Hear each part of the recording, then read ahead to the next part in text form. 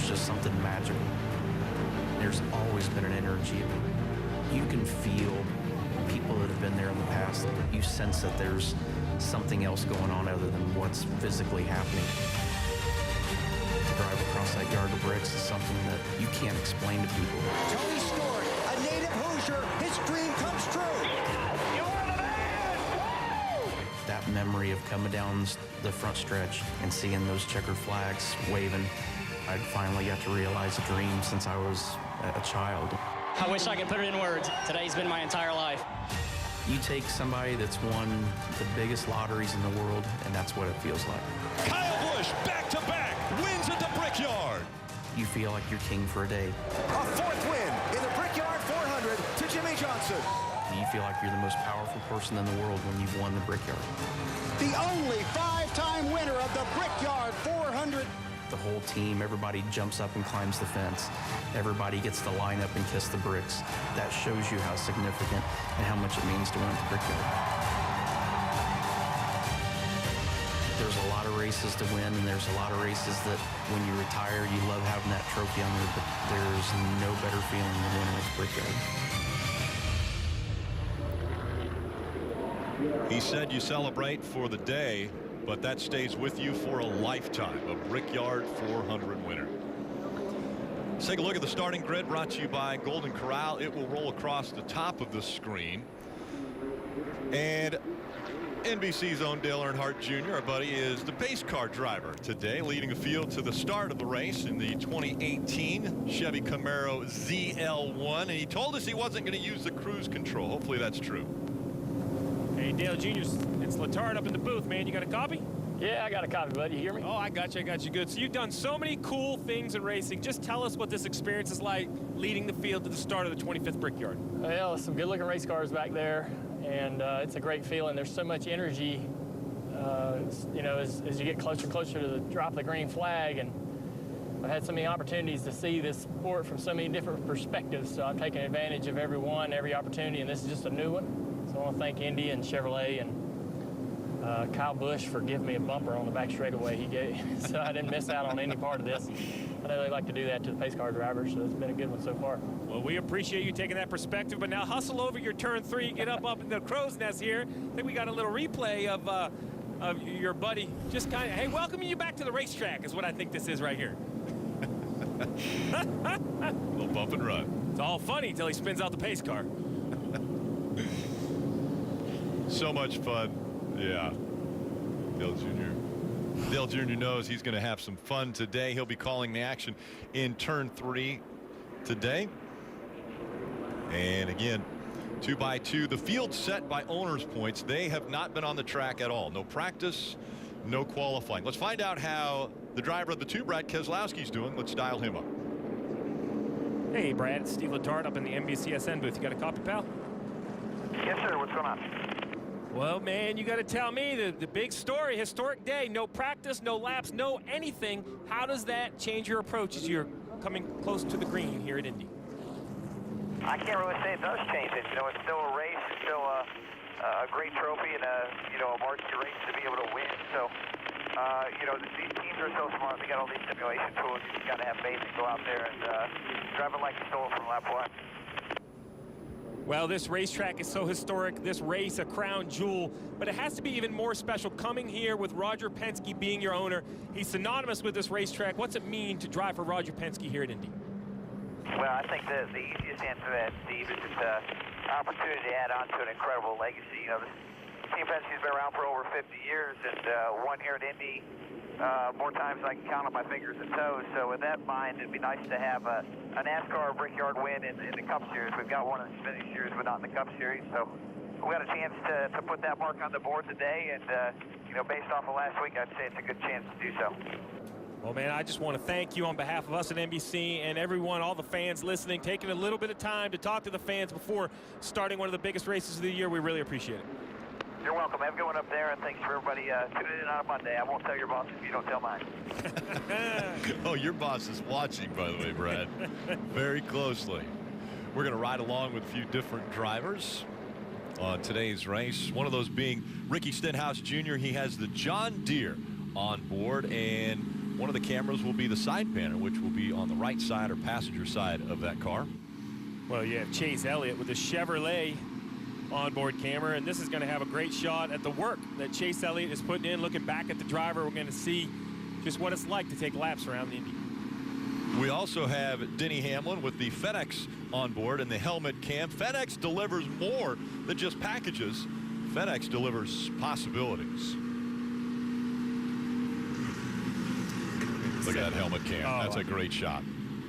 I was going to give a little bump to Boyer right there. Just to be letting him know. They're ready to go. Right here we have Kyle Larson, the 42. He has that Credit One Bank onboard camera. And he has this camera. Wherever the action is, this camera can find it. 360 degrees all the way around the car. Jimmy Johns has a camera on Kevin Harvick's car. We'll be able to ride along with him. Also a 360 camera. We can see anything going on anywhere around Kevin Harvick on the racetrack. So the Brickyard 400, such a famous race back here in 1994, the first time the Cup Series came. Break down this race for us. 400 miles. 400 miles at a very oddly shaped racetrack. It's very historic, but it is flat. They call it oval. It's really like a rectangle. 160 laps. Those 160 laps, we broke it down into stages. The first and second stage, both 50 laps in length. That leaves 60 laps for the final stage. The fuel window is around 40, a little before, maybe a little bit after lap 40. Dave. So guys, keep this in mind. Martin Truex Jr. was supposed to start third, but because he failed technical inspection 3 times, he will start at the rear. More importantly, he just radioed to his crew the brake pedal. It feels squishy. Add that to his list of challenges as he tries to win his first Brickyard 400, Kelly. Hey, no practice, no problem for Chase Elliott, who said he's fired up and loves the idea of no practice or qualifying. Crew Chief Alan Gustafson said it could be an advantage for this team before saying, quote, it'll be fun. We'll see how much fun he has starting 11th, Parker. Oh, that's the case for Regan Smith as well, who hasn't been in a Cup car for 17 months. He's filling in for Casey Cannon. Guys, this team did something really odd. They came down pit road here under the pace laps to allow him to stop in the box because he hasn't done that in so long, Marty. The field set by owner points, so why would the top 2 in the championship standings choose the first 2 pit stalls on pit road? Because they're much quicker. Rodney Childers told me that even the second stall here on pit road is half a second faster than other stalls further down. And to work that out, you see Rodney Childers and Adam Stevens kind of working strategy for later in the day. Some of the narrowest pit boxes on the Cup circuit here in Indianapolis, but also the longest. They're going to work together to make sure there's no problems on pit road today, Rick. And it looks like Dale Jr. is actually going to pull the car off of the racetrack. He will pull the pace car off. Competition caution at lap 10 and lap 30. And then, of course, the end of the stage at lap 50. 2 by 2, they come down the front stretch in front of the grandstands. We're underway with the Brickyard 400.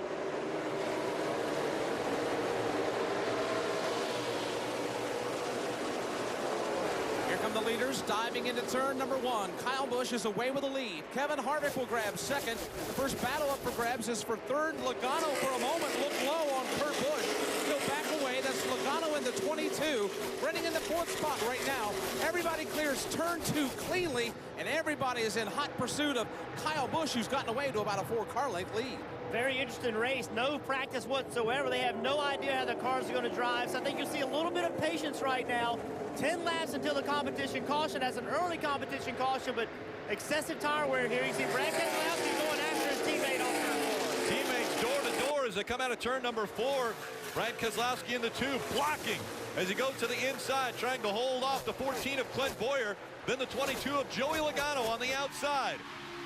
Doesn't normally work side by side when they enter turn 1 wide open, so Joey Logano gets the advantage over his teammate. He's running in the 4th position right now, but Keselowski's not giving up. Here's Brad digging hard down low in the 2, trying to open up the inside line, and he's got him lined up at the back door. Keselowski down low, Logano up high. Keselowski will grab the spot. He'll go to 4th. Logano, that yellow and red car, will fall to 5th, and he's still under fire.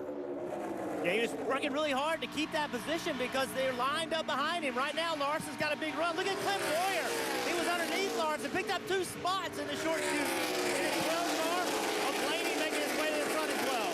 Larson made a little bit of contact there with the 22, and that allowed the car to get by him on the inside. But now we see Chase Elliott in the 9 making the move as well. Everyone taking advantage of this opportunity on this early restart. Chase Elliott running in the 10th position right now. He is in that white and blue number 9 car. And behind him, here's Denny Hamlin in that FedEx Toyota. Jimmy Johnson is there as well, along with Eric Jones. And here comes Alex Bowman. He'll peek to the inside. He'll try to get a run as they race down the backstretch. You see he's right along with Denny Hamlin there out of that rear bumper cam. Side by side right here. Alex Bowman, Eric Jones. Bowman's got the spot. That's where you want to be. Eric Jones way up out of the groove. He's just going to have to back off, get himself in position, and get back to the bottom of the racetrack. He's screwed completely. Eric Jones having major handling issues right now. William Byron's trying to take advantage of those issues as he looks to the inside. Byron in the 24. Trying to take away that spot from Eric Jones as we see Kyle Larson in the 42 in front of the 22 of Joey Logano. Larson will go to the number 6 position. There's Logano in the 22. He's 7th. His teammate Ryan Blaney right behind him, trying to close down and take that spot away. Marty? And you see Joey Logano started 3rd, has fallen back to 7th. He said he's extremely tight in the middle of the corners, and then it snaps loose coming off the corners. Jeff, I'm assuming at Indianapolis, that's not a fun feeling. No, it's not a fun feeling at all. And obviously, you want your car to handle well right off the front of the race. But with this caution coming on only 10 laps, Marty, they will have a time to adjust the car and try to make it better. Competition caution coming at lap 10. Kyle Busch, Kevin Harvick running 1 and 2 here in Indy.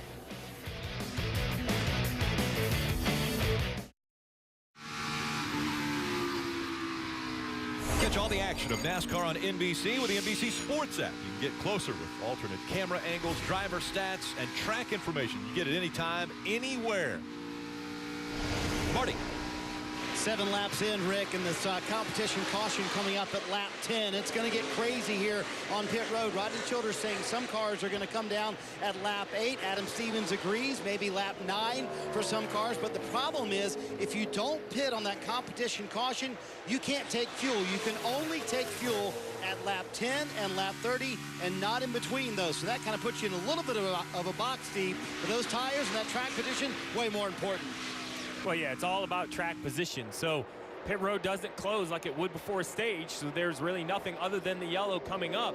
So I expect a bunch of cars, and basically it's all how close you are to the leader. The front 5 or 6 could pit without losing a lap, but as more cars pit, that opens the window for other cars. So it's a little bit of a moving target as we see the field completing lap 9 here. Yeah, they're on lap 9, so they would have to, if they want to come before the competition caution, they'd have to come right now. We'll see if Kyle Busch or Kevin Harvick take that opportunity. Kyle Busch, Kevin Harvick, Kurt Busch, Brad Keselowski, Clint Bowyer, they are the top 5, and it looks as though they're going to stay out and complete this lap. So they will go all the way to the competition caution, which will be lap 10. We'll see if any tankers come off of turn number 4 and dive onto pit road. It's going to be tough at this situation with the leaders deciding to stay out. I don't think anyone any farther behind them in the pack can come, so it looks like everyone's got to kind of play nice and run the first 10 laps as it's intended. The whole idea of a competition yellow is to let these crew chiefs look at the tires to see what the wear situation is. This track is very hard on tires. Xfinity race just getting over. A lot of Cup crew chiefs were on pit road looking at the tire wear of the tires that came off the Xfinity cars. And that Xfinity race is going to help the track. You see there's a light spot on the track, a little bit darker groove where the cars are running. All that rubber that's put down, that was from the Xfinity race. Yes, because there was and we see now the 18 and the 9, or excuse me, the 4 thinking about coming to pit road. The 4 does. So just before the competition caution is going to come out, the 4 of Kevin Harvick has dove onto pit road. Marty. And I think they were calling the 18 to pit road as well, so maybe a little miscommunication. We will follow up on that. We see Kevin Harvick coming down pit road. No real complaints about the car. A lot of these guys have been really complaining. And again, their first laps on the track right now. So Kevin Harvick and Rodney Childers coming down pit road here. They're going to put on 4 fresh Goodyear tires and make a slight air pressure adjustment, but no major changes. And when everybody else pits at the competition caution, they will stay out. And we're waiting for that caution. It just comes out now. Yeah, from my position, I was watching the 18 and the 4, and they both slowed down off of turn 4 like they were going to pit. I think that Kyle Busch, he's coming to pit road, slowing down. He just missed it. He tried to carry too much speed to get to pit road, and wasn't able to make it. So you can see he wasn't faking Kevin Harvick. If he'd have been faking him out, he wouldn't have slowed down that much. So that was just a mistake by Kyle Busch. I'm surprised more teams didn't try it. We'll see. It's obviously going to work out for Kevin Harvick. I think I saw the 14 of Clint Bowyer also on pit road, so he'll gain some track position. The only drawback to that was they can't add fuel. We'll come back, so fuel in it. Oh, and you heard penalty. I heard penalty. Well, we just showed the replay, and the tires were smoking as he came onto pit road. I hadn't heard anything, so I assumed he got down to pit road speed. We'll see what the penalty was, whether it was speeding or a tire violation. We'll have to get the word from NASCAR, but it was an uncontrolled tire that was the penalty for the 4 team. Marty. And guys, yes, they did call Kyle Busch to pit road a little bit too late. He knew he was going to hit that commitment box, so he just said, I'm not going to make it, not worth it, stayed out there. Adam Stevens says, my bad, I should have given you more notice. well, a good decision by Kyle not to, risk hitting that box. So uncontrolled tire on the 4. So basically all the tires have to be in control, which is about an arm length away from a crew member. You see right here, the crew member coming around. Not sure right there. That shows me exactly what I'm looking for. I have the to wheel see was earlier. way out in front of him. Yeah. It was, they say it's within arm's length.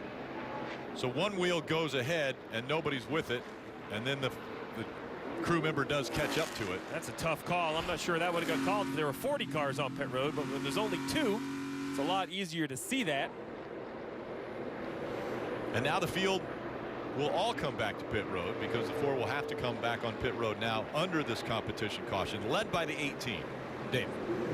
Third place, Brad Keselowski will bring the 2-car down pit road, trying to win Roger Penske his first Brickyard 400. That car is a little bit loose off of every corner, so they'll make some adjustments for that. As for the 41 of Kurt Busch, running in second place now, that adjustment has already been made for his race car. The left rear tire going on the 41 car will have reduced air pressure as the crews go to work and hit pit road, Marty. Kyle Busch has led all 11 laps to this point, Dave, and there was some debate on the radio about maybe even staying out here at the comp caution. Adam Stevens said, just bring it here, why not? So no real changes except the car a little bit too free on exit when Kyle gets back to the gas. 2 Goodyear tires for the 18 of Kyle Busch, who will, there you see, easily win that race off pit road, Rick. Yeah, the race off pit road brought to you by Kroger Click List, and Kyle Busch, the 2-tire stop, very popular with the top 4.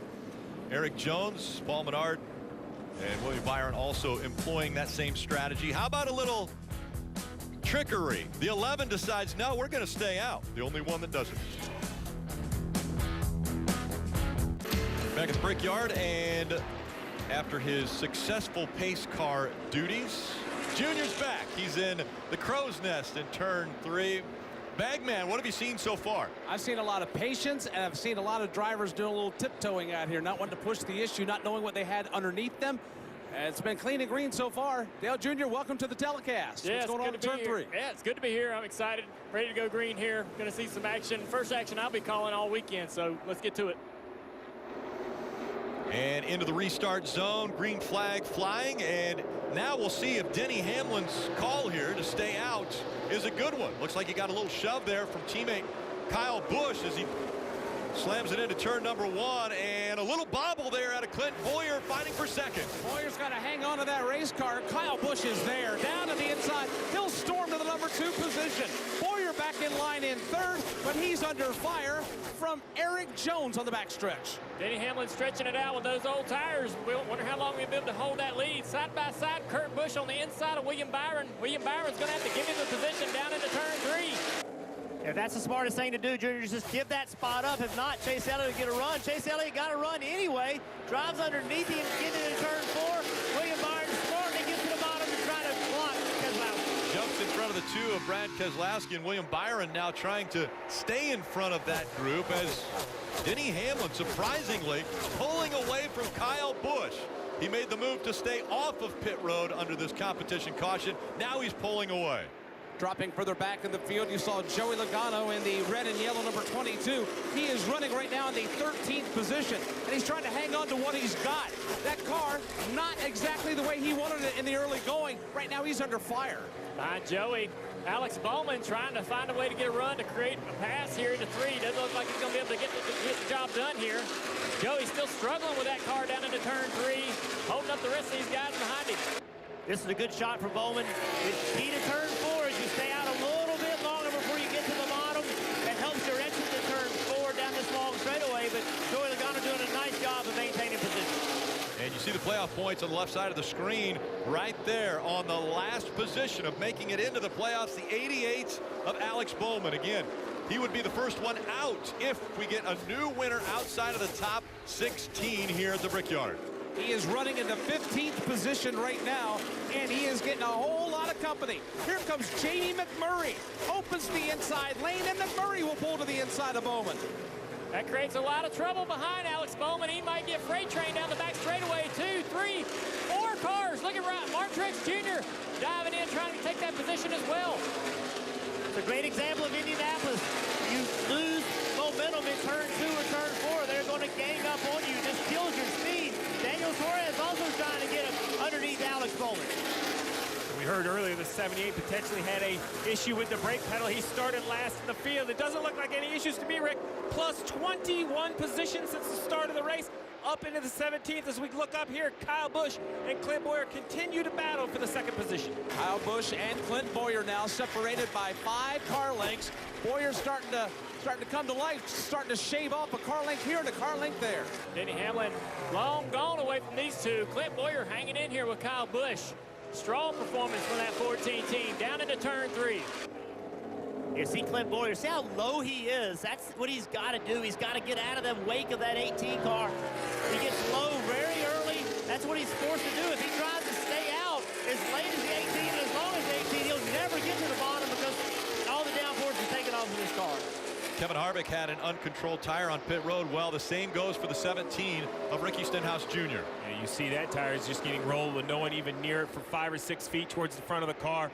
Ricky Stenhouse Jr. was running 20th, currently running 25th, so recovering from the penalty, but still cost him spots as the battle for second continues to heat up between Clint Bowyer and Kyle Busch. Clint Bowyer right on the tail of Kyle Busch. Can't really put a run together to get a pass, but he's starting to add some more pressure, closing in even tighter.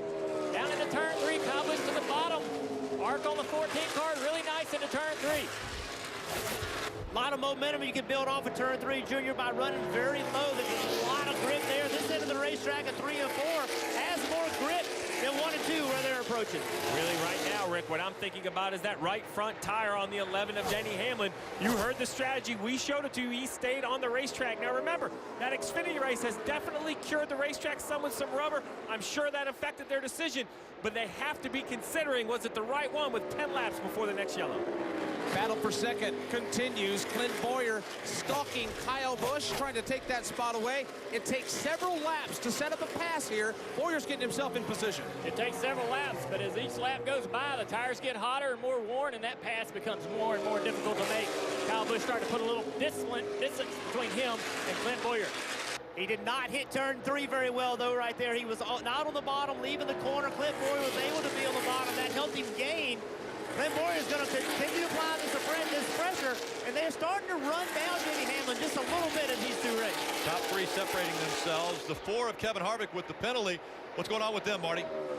And he's back up to 23rd. He restarted 34th after this one.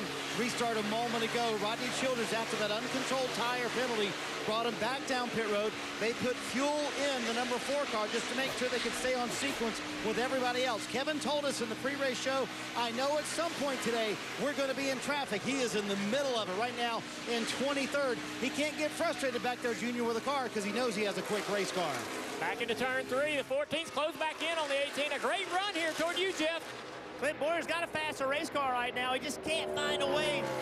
Kyle Busch doing a very good job. That corner right there, Kyle Busch really took the air away from Clint. See if Clint can get right to his rear bumper, getting into 1. He's got a great run now, staying right in the tire tracks of the 18. Clint Bowyer now turns the nose to the inside as they dive into turn number 1. But still, the advantage goes to the 18 of Kyle Busch running second. But Clint Bowyer is on the back porch there. Kyle Busch looks over his shoulder, and Clint Bowyer is stalking his every move. Here's Kyle. Here's Clint battling for the second spot. The separation, Dale, is now 3 car lengths. This battle right here has allowed Denny Hamlin to stay comfortably in the lead, but it's still heating up between Clint Bowyer and Kyle Busch down into turn 3. Clint Bowyer right on the bumper there. enough to upset the air on the 18 car. You're watching Monster Energy Cup Series racing from Indianapolis. It's the Big Machine Vodka 400 at the Brickyard.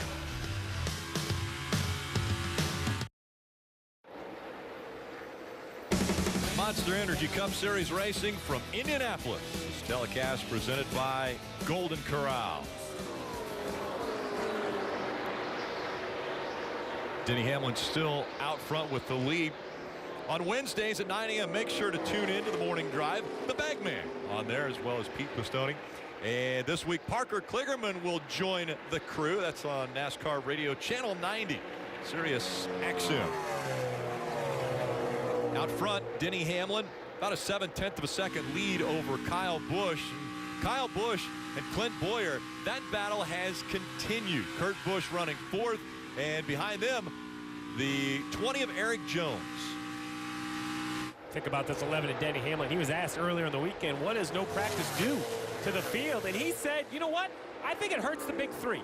I think not having any practice for them to work on their race car is going to help the rest of us. Right now, Marty, looks like Denny knew what he was talking about as he has a little under a 1 second lead over Kyle Busch. Plus the strategy call from Mike Wheeler, that has him out front. And they're trying a little something different on the 11 car this weekend. Denny told me, I really wish we would have had practice. He's getting some good practice right now. Behind him, his teammate Kyle Busch is in second. He said, I'm too tight. I can't wrap the bottom of the corner, but the car is starting to come to him the longer they run. And Clint Bowyer's in third and frustrated, saying, man, even if you have an advantage over the car in front of you, you can't pass. It's a very difficult passing situation here at Indianapolis, Kelly.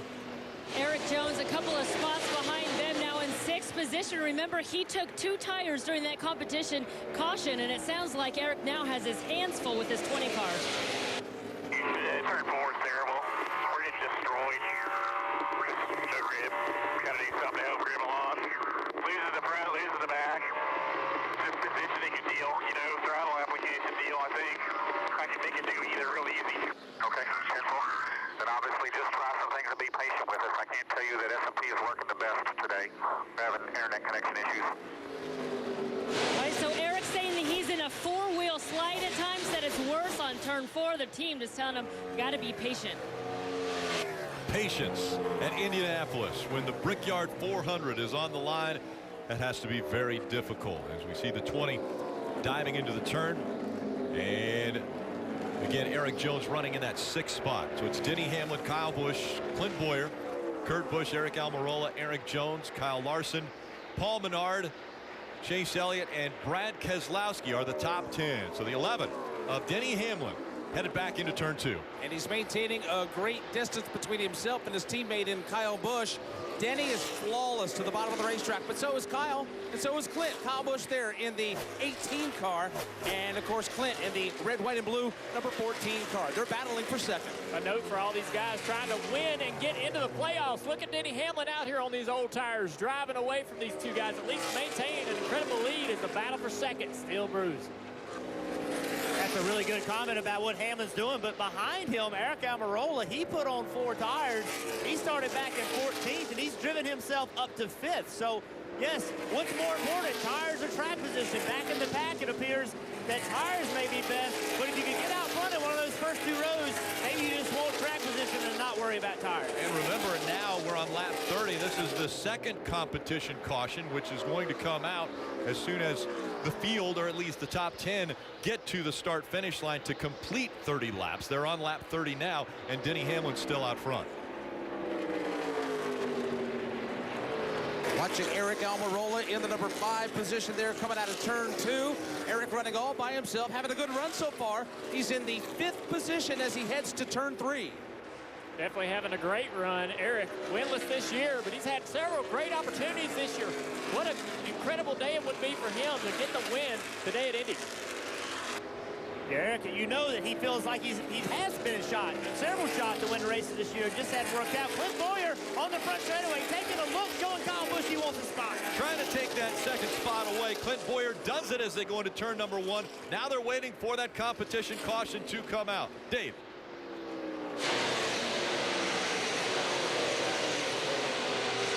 Kurt Busch has come to pit road in the 41 car. They will take on tires and fuel. Kurt saying the car is still pretty tight, so they'll make an adjustment for that and send him back on his way. Well, he can only take tires. They can't take fuel in this 41 because he pitted before the competition yellow. So this is a strategy call to get track position. You now see the yellow is on the racetrack. That will slow the leaders down. That will allow Kurt Busch to have service without losing a lap, Marty.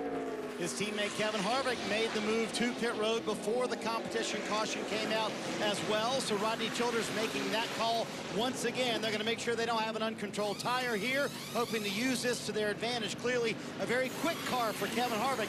Now they're going to get the track position they hope to have.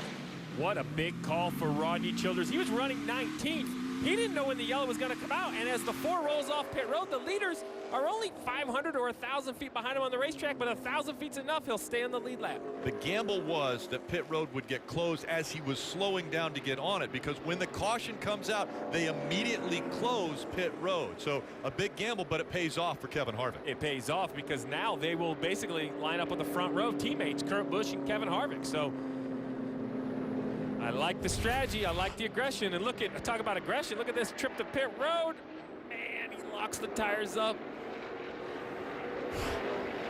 I tell you one thing, Steve, that I think we're going to see we're seeing all these cars pit, and now this is the last competition caution, but if I'm leading the race and I know people are pitting, I'm not slowing down when the caution comes up. Now I'm slowing down, but I'm not slowing down as much. I'm trying to keep that pace up to try to keep those guys in a position where you could lap them. So that's something that a little bit of communication to the 11 car. If they would have told him, hey, cars are on pit road, carry as much speed as possible, maybe he could have lapped those 2 cars on pit road. Yeah, you got to always be paying attention, because I agree, those games can be played. Take advantage.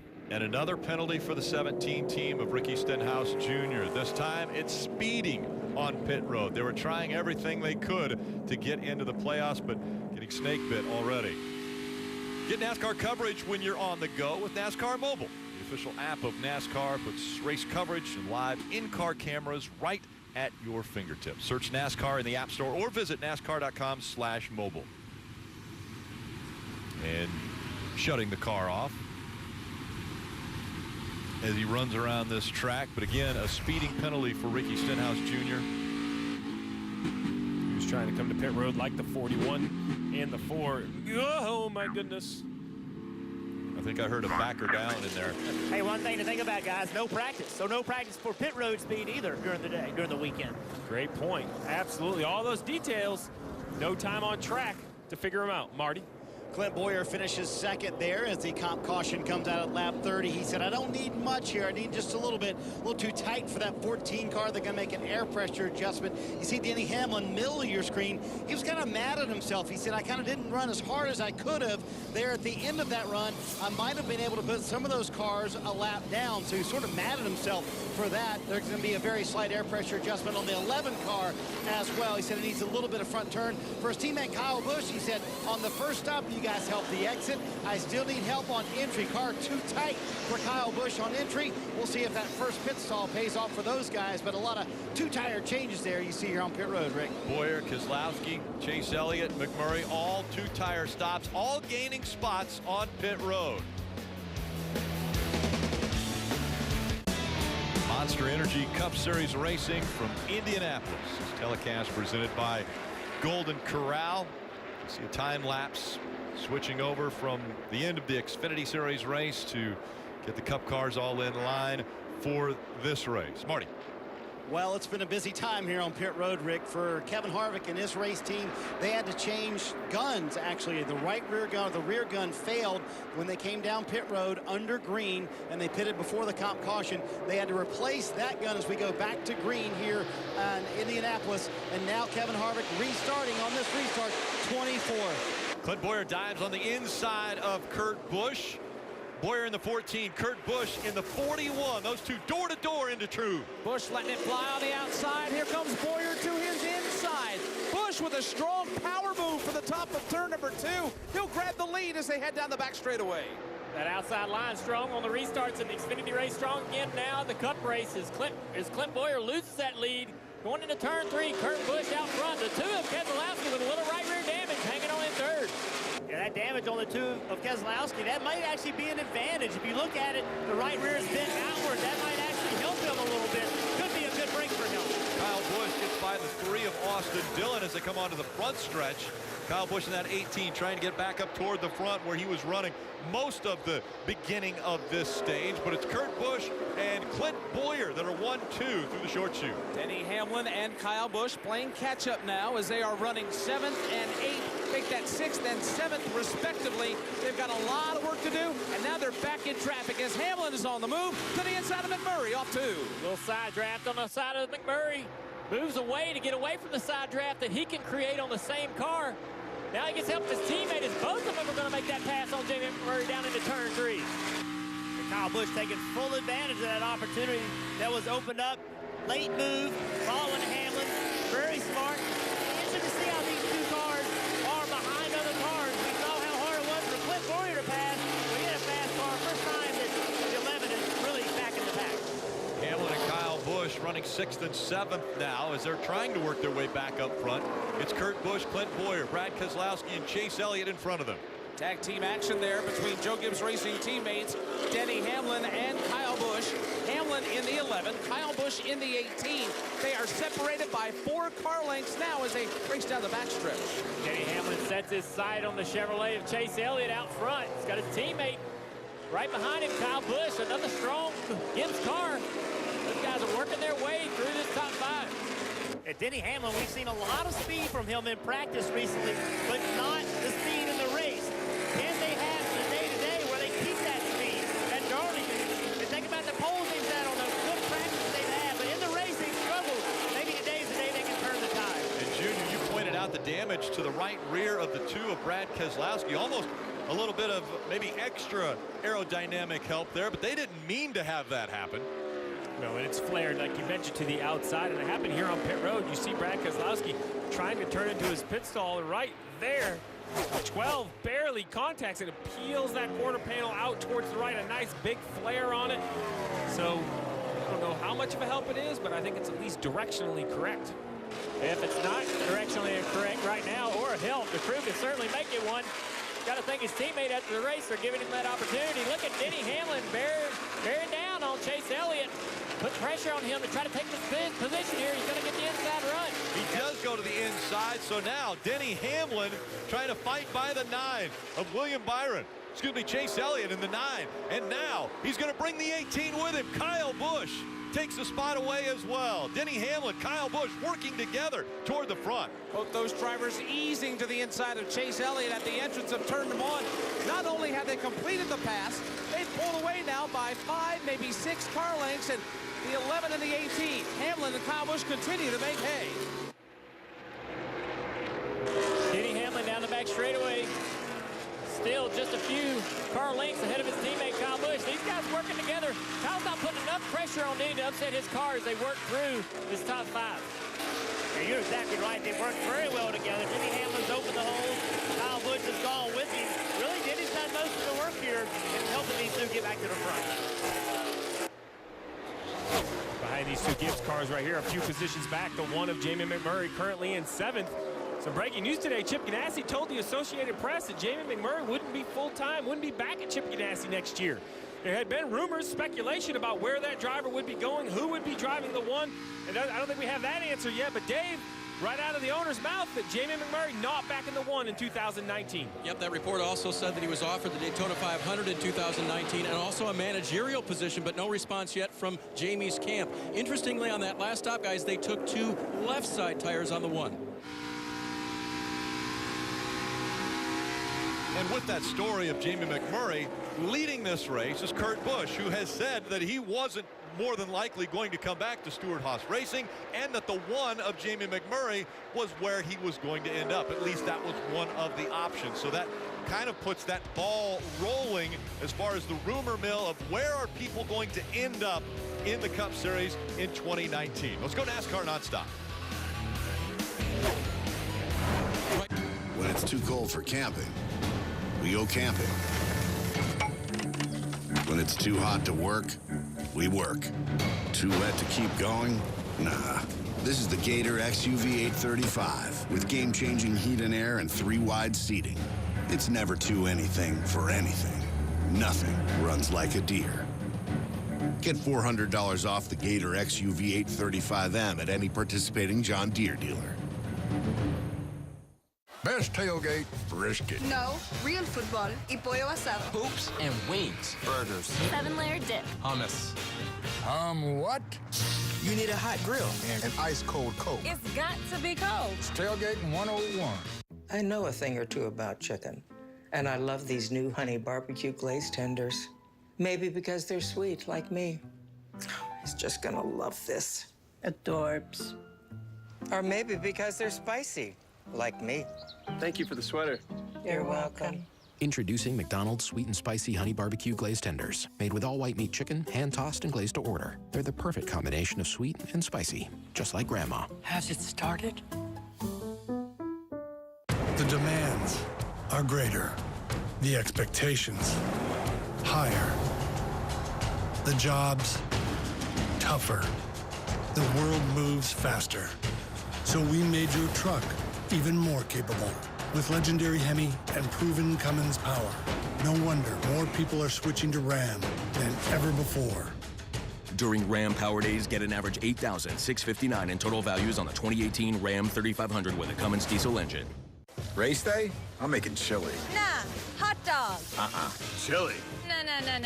Hot dog. How about a sub? With chili. Race day calls for a Coke. Nothing better. It's Tailgating 101. You saw it nonstop. The third caution has come out at Indianapolis, and what a week it has been for the 78 team. Martin Truex Jr., Cole Pearn. The announcement came earlier this week stating that the 78 team would cease operations in 2019. Barney Visser has said that they will not field a car for 2019, and a very difficult time for the entire crew, driver of the 78 team, as they now will go behind the wall to try to fix whatever happened under the hood that pushed that hood up. And a few drivers taking advantage of this caution coming back to pit road. Dave.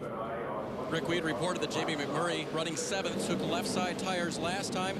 This time they go to the right side. Looks like they'll change all 4 for McMurray and have your chassis adjustment, Marty.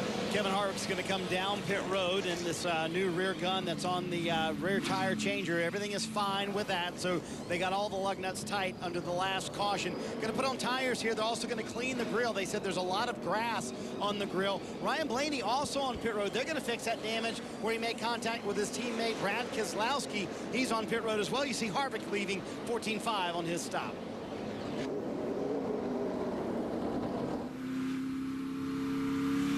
Well, you saw the smoke out of the 78 from Martin Truex Jr. Here he is heading into turn 1. Can't see anything obvious, but something right there. You see parts and pieces bouncing off the car. Smoke. It looks like all the tires have air. We're going to have to see what broke on the 78.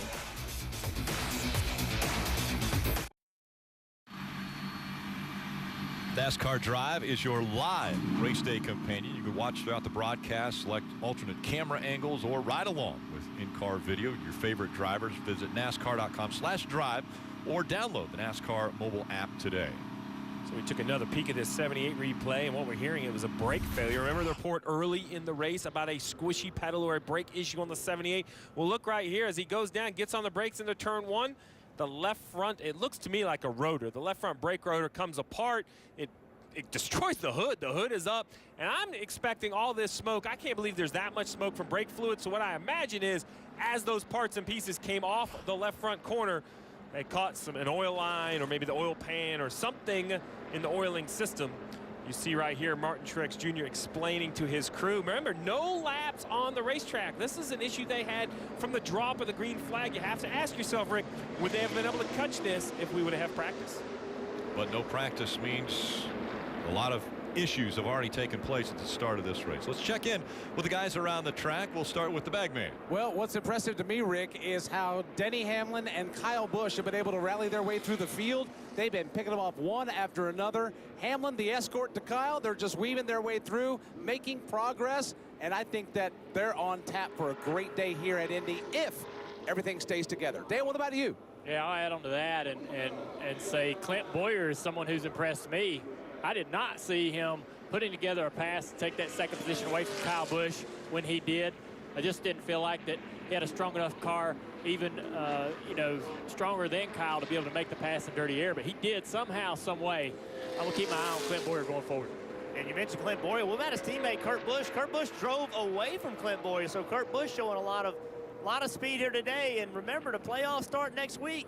I wouldn't sleep on Kurt Busch. Dave, what you got, bud? Martin Truex Jr. is who I have, and we heard from the pace laps, Martin, that you were concerned about the brakes. What did you feel going to turn 3 there? Just left front brake rotor exploded, went through the hood. I thought I blew a tire initially going into 1 there, and I was like, oh, this is going to hurt, but the car kept turning, luckily, and I was able to keep it off the wall. So just brake rotor exploded. I don't know what was going on with the brakes. We had major issues from the start of the race, and you know, obviously, you know, all that kind of compounded into having a brake issue, a major brake issue. So it's unfortunate. Auto Owners Toyota was really fast, and as hard as it is to pass here, we were getting there, making our way to the front, and I felt like anytime we got clean air, we had really good speed. So wish we could have raced all day and seen what we could have done with them, but hopefully we'll get this bad luck out of the way in the playoffs before the playoffs start next week. With the announcement this week, I know you guys are trying to keep a stiff upper lip this weekend, Martin. Well, yeah, I mean, we got a great bunch of guys here, a great bunch of hardcore racers, and you know, nobody's going to put their heads down and give up. I can promise you that. So we're going to come out swinging at Vegas. Important stuff comes next week. Playoff starts, guys. Denny Hamlin made the call. This could affect the big 3 more than anyone. And already one of them out of the race. Field approaching the Geico restart zone. And coming up on lap 46. Now, just 5 laps to go until the end of stage 1. Denny Hamlin aggressively to the inside, side by side for the lead as they head to you, Bagman. Hamlin took the look to the inside. Rick almost stacked them 3 wide, backed away, and let Kurt Busch and Clint Bowyer battle for the lead. Here's Bowyer to the inside of the back straightaway. Clint Bowyer side drafts the 41 of Kurt Busch, drives away, trying to defend against the side draft himself, takes the position down into turn 3 here. Kurt Busch in second, Denny Hamlin close in third. You saw how hard Clint Bowyer was working to get the lead. Finally was able to make it happen. Let's see if he has the speed to just drive away from this group. Now we'll see how aggressive the 42 of Kyle Larson will be. He's all over the back bumper. The 18 has a run now, trying to take that spot away. Working to the inside, he pulls away a long ways away from the 18 and completes the pass as he gets into 1. A textbook Indianapolis pass. Set him up off 4, drop to the inside, drop the hammer, complete the pass before you even reach turn 1. That's exactly what Kyle Larson did, as now he pulls away from Kyle Busch and slowly starts to close in on Denny Hamlin. Clint Bowyer still with that lead. Back here, Kyle Larson with a great move on Kyle Busch, trying to take his run up there and mix it up with his good buddy, Denny Hamlin, as they go through turn 3 here. Kyle Larson, it was very impressive. I didn't really see him having the speed prior to this caution, but right now, you know, driving by Busch and then running Hamlin down, don't count him out to win this race today. Rick, I was trying to figure out what looked different. It's the sun.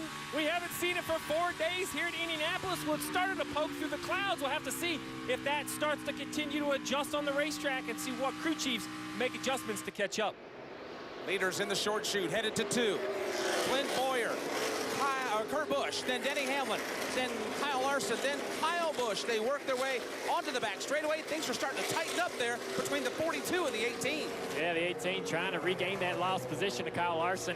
He's pushing the 42 of Kyle Larson up to his teammate Denny Hamlin. That gap's closing up as well.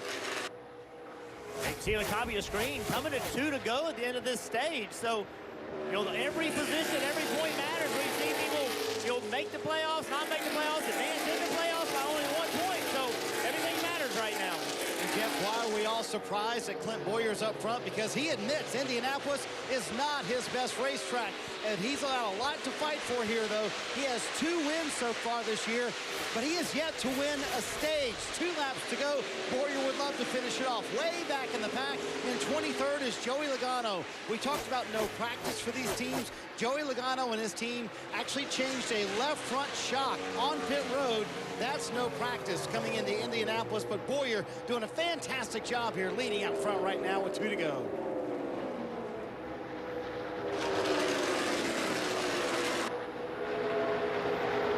Right here, Clint Bowyer just driving away from Kurt Busch. Trying to get that first stage win of the year. That yesterday after the race was rained out, and Clint Bowyer said, while we're having lunch, this is a place where I don't feel I run very well. It's a racetrack that I don't look forward to coming to. Even though it's Indianapolis, it's not a place that I feel comfortable on. Bowyer's comfortable right now, at least from where we're observing. Low on the racetrack in 2, exactly where you want to be. He's got speed in the Cardale, and he's keeping his teammate at arm's length. Yeah, so they keep your eye on Clint Bowyer, but he's not really driving away from his teammate Kurt Busch. And behind them, Denny Hamlin is closed into that threesome. And it's pretty interesting to see these guys, how they're working these lines. Even though it's a one-groove track, there are things they're doing on entry and exit to make gains. Yeah, see Kyle Busch way in the back of this line. He made an instant move off the 3 to try to get a run on Larson. Not going to happen. Clint Bowyer's going to win the stage. Clint Bowyer is going to win stage number 1. It'll be a 1-2 finish for Stewart-Haas Racing. Tony Stewart's grandfather was a mobile oil delivery man in Indianapolis when Tony was a child.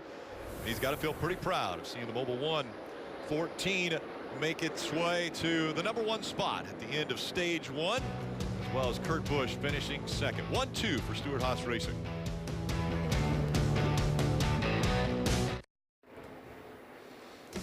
Monster Energy Cup Series racing from the Brickyard. This telecast presented by Golden Corral. Stage 1 is complete, and the field making the way onto pit road. Dave. Kurt Busch finishes second in that stage. Took 4 tires the first 2 times he had the opportunity to. Assume the crew might do the same here. Car handling well. Kurt just needs that clean air out front, Marty. Like Ravitch told Clint Bowyer, nice job on that restart, driver. An impressive run for him in that stage. Again, their first stage win of the year. They said, do you need anything? He said, I don't think so. A little tape on the grill, that's it. Same case for Denny Hamlin, who told his guys, boys, we're really good right here. So some tape on the grill of the 11 car. That's going to be the only adjustment for him as well. All these guys, 4 fresh Goodyear tires and Sunoco fuel. And as they race off of pit road, it'll be the 12 of Ryan Blaney gaining 11 spots. A 2-tire change. Everybody else 4 tires except for Regan Smith.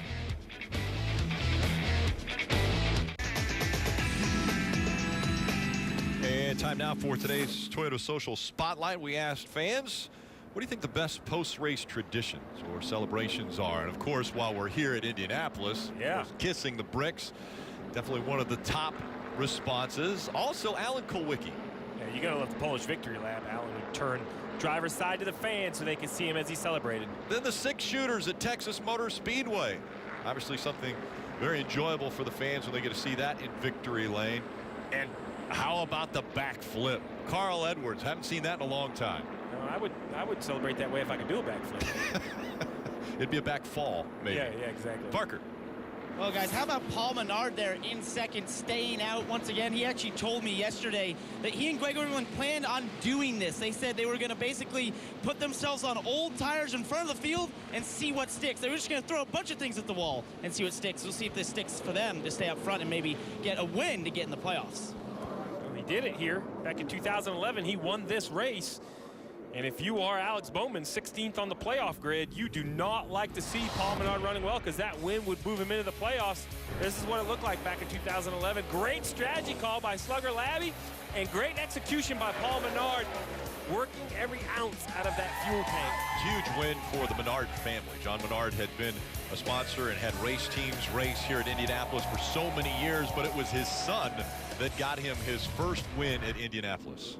Couldn't write it better, right? It's unbelievable. So we continue to see, we saw some speeding penalties, uncontrolled tires. Well, the mistakes on pit road continue. This time for the 41 of Kurt Busch. It looks pretty smooth. It comes around, tires come off, but watch the exchange. The left rear tire won't go on. The jack finally goes up a little bit higher. That allows the tire to go on, and because of that, there was cost lost on pit road. Dave? Steve, sometimes a moment of levity can help you overcome that. Listen. Got a quick question. I don't know why the water pressure would be really high. Water tip. All right, what's your pressure at? Mine or the car's? The car is at 90. So Kurt laughs. Yeah, my water pressure is pretty high, but the car's is at 90. They reason that the gauge may be stuck, and so they think the car is okay. Kurt not too hot, but trying to overcome now after losing many spots on pit road. How about that? The 18 of Kyle Busch trying to warm the tires up just hit the grass. I watched that. He was cleaning his tires on the left front, dipped down into mud, sprayed. Watch this. The 18 of Kyle Busch. Wow. Be careful. That's soft down there, but I love that shot out of the back of the pace car. Look at those guys come to the green. And the field approaching. The Geico restart zone once again. Side by side, fighting for the lead, Kyle Busch, Paul Menard. Kyle Busch rockets away from Paul Menard and brings the 4 of Kevin Harvick with him. Kyle Busch out front. Now the fight for second. Kevin Harvick has it. Paul Menard drops back to third. Kyle Busch, like he's shot out of a cannon, will go back to the lead. Kevin Harvick goes back to second. Challenge for third. William Byron, look at him go. He'll dial up the inside of the racetrack. He'll go to third, and Menard's hands are full on the back straightaway. His hands are full with more competition. The 3 of Austin Dillon trying to get a run, trying to get that quarter panel to be able to make a pass, and I think he's going to be there in turn 3. No. Paul Menard tries to shut the door, but not quite. Coming out of turn 3, Austin Dillon to the inside.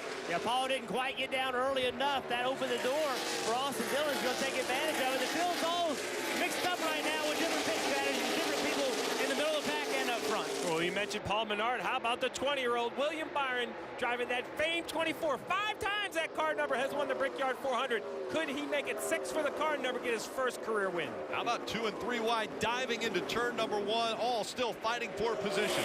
Everybody stacked up, coming back into turns 1 and 2 mid-pack. Here's Trevor Bayne. He'll pull to the inside, make that Matt Kenseth. He'll move to the inside of A.J. Allmendinger on the back straightaway. Matt Kenseth got help from 7-time champion Jimmy Johnson down the back straightaway. Down into turn 3. They make that pass. Moving forward here, over to you, Jeff. I've been watching Matt Kenseth. Matt Kenseth has a good car. He's running about 12, 13, 14, running with Jimmy Johnson, some pretty good cars early in this race. So Matt's running very well in this car today. Parker. Yes, he is. He's just a little bit loose right now to start on the runs. But, you know, Matt has talked a lot about what he's been able to add to that race team and felt like they've been making improvements, but it hasn't been shown up on the result sheet. Well, right now, the speed he has, he might be able to get that on the result sheet this race. Leaders back into turn 2. Clint Boyer in the 14 on the move. He'll pull down to the inside of A.J. Allmendinger. Clint Boyer now running in the 8th position. Yeah, that 14's been fast all day long as he moves through the field. Seeing Joey Logano struggling a little bit through turn 2. Back here, look at this pack of cars down into turn 3. 19. And look, we got a crash. The 43's in the wall in turn 3 here. Spinning down in front of cars. Oh, contact. 51 couldn't get slowed down enough. Cloud, I believe. So Bubba Wallace in the 43 initiates this, and then the 51 slides into him. Yep. David Starr. Watching this coming down into turn 3, Bubba got loose, got turned by someone coming down and got through the grass. Did not contact the outside wall as far as I can tell, but the contact with the 51 is going to end both their days. Let's take a look here. And guys, I just got word that Bubba Wallace came across radio and said his brakes went out, Junior. Okay, yeah, so he tried to straighten up the entry. I mean, that's the same thing that happened to him at Pocono. And so you know, your instincts are to aim left and try to, you know, go through the grass and slow the car down some way, somehow. And he did a great job staying out of the wall with the issue he had, but without brakes, he can't stop the car as he's rolling down in front of oncoming traffic. Typically, he would have been on the brakes and be able to stop the car and stop that accident there from happening. We talked about Pocono. This is exactly what happened here. As we look at this replay down into turn 1, very scary accident. Really glad to see Bubba get out of the car after such a terrible hit there. So same issues or similar issues here today. And it's going to end his day, but nothing that he could do there to keep the car from rolling down in front of that oncoming traffic, and that's the only issue with, you know, for those guys is they you know, can't avoid that car just coming down into traffic in front of them. You know, Rick again catching his breath. I say, Rick, you and I were having this the second brake failure we've seen today, and I have to think that perhaps this was, by the way, this was back in Pocono, so you're seeing it, but this was today here. He's got a little bit of brake, as you can see the tires locking up somewhat. So he had enough to get the car slowed down to keep it out of the fence. So, Junior, I was thinking, you know, we hadn't talked much about just the calendar. You know, this race used to be in the summer. The grip was low, the track temperature very high. Here we are in September. It's a much cooler day, track temperature much higher. It seems like they have more speed. Is there a chance that the overall lower lap times is more abusive on the brakes and the teams just didn't prepare for it? I don't know, but it's surprising to have 2 brake issues already in the race. Yeah, those brake issues or the brake heat is something you monitor throughout the weekend, and those guys did not get that opportunity to do that. So understanding exactly how much brake heat you're creating, the teams don't know. So going into today, it's hard for them to continue to monitor that during the race. You're not able to really do that. So, you know, they're having some issues, and we may see this continue throughout the day with some of the teams. As far as it gets worse as you get back further into the pack, and particularly where Bubba's been running, get in that dirty air, you're going to use the brakes more. The car's going to be tighter, and you're going to use more and more brake deeper down in the corner and create more and more heat, generate more heat. And so continue to see this or continue to monitor this throughout the day and see if we continue to see brake issues for the rest of these teams. I think an issue we need to think about as well is that's only 3 laps since the restart. So, you know, it may be a brake heat issue, but it's only would be a brake heat issue because it's spiking the temperature very high after these long straightaways. We see problems at Pocono and Indy because you have these long straights and the brakes cool so much that you get on the brakes and they instantly heat up, and that's what can be the problem. Is actually maybe too much cooling, not enough cooling in some cases. Marty. And guys, a moment ago you saw Kyle Busch when he was scuffing in the tires before this last restart. He swerves down, hits the grass. It looks very innocuous, like nothing bad happened there, but something did happen. Take a listen on the radio. When I was scuffing tires, I touched grass, and ever since then the steering's been tougher. And you can see him kind of trying to shake that grass off the tires there. So, Jeff, the steering tougher is the quote from Kyle Busch. What could be going on with that 18? Yeah, I'd be honest, Marty, I'm not really sure. I don't know what could have happened with the steering to make it so that it's harder to turn in that situation. Unless it's just a temporary situation where it will go away. But I'm not real sure what permanently he could have damaged with just driving through the mud there.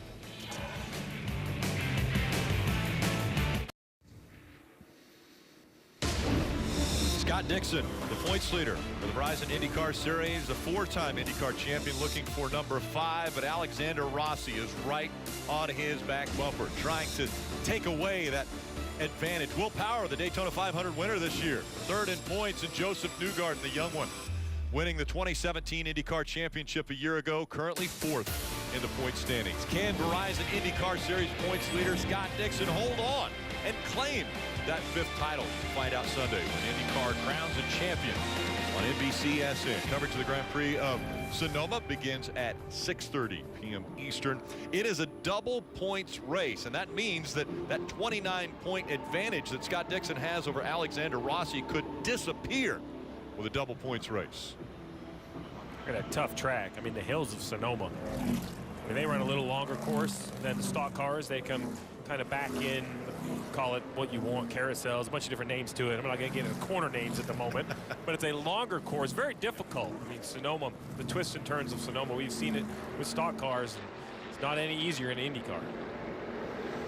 Swerving around now, the 18 of Kyle Busch has mentioned that the steering, not what it was before he just touched the grass when he was warming the tires up. Rick, I got another angle on the Bubba Wallace crash. We can see entering turn 3 exactly what Bubba does. I'm not sure how this happened or why he must have touched the brake pedal, noticing no brake pressure, and just immediately turned left. All 4 tires were up on the car as he was sliding by, so it didn't blow a tire and make that turn. That had to have been the driver input. And, you know, it's a very scary situation. He tried to defuse it. Kelly.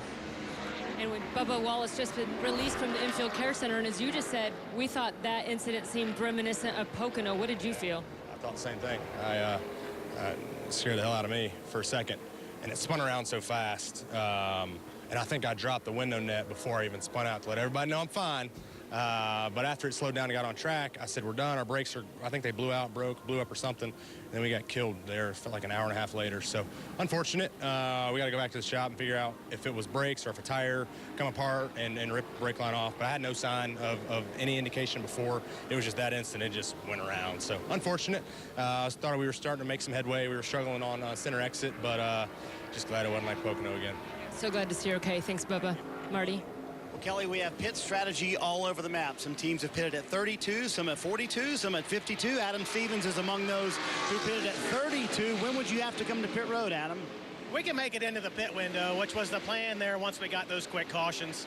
We really didn't want to see these last couple. Some of these guys with this long caution will probably come top off and stretch it, and we're going to give up a lot of track position. But kind of made our bet at this point and can't predict the future, so we'll see what happens. Kyle said the steering's a little bit harder after he kind of brushed the grass there. Any concern?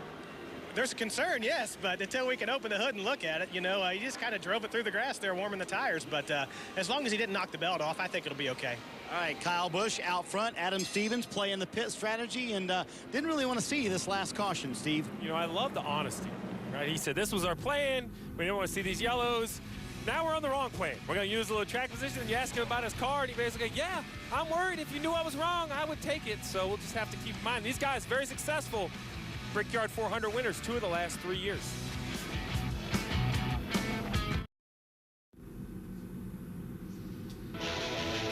Monster Energy Cup Series racing from Indianapolis. This telecast presented by Golden Corral.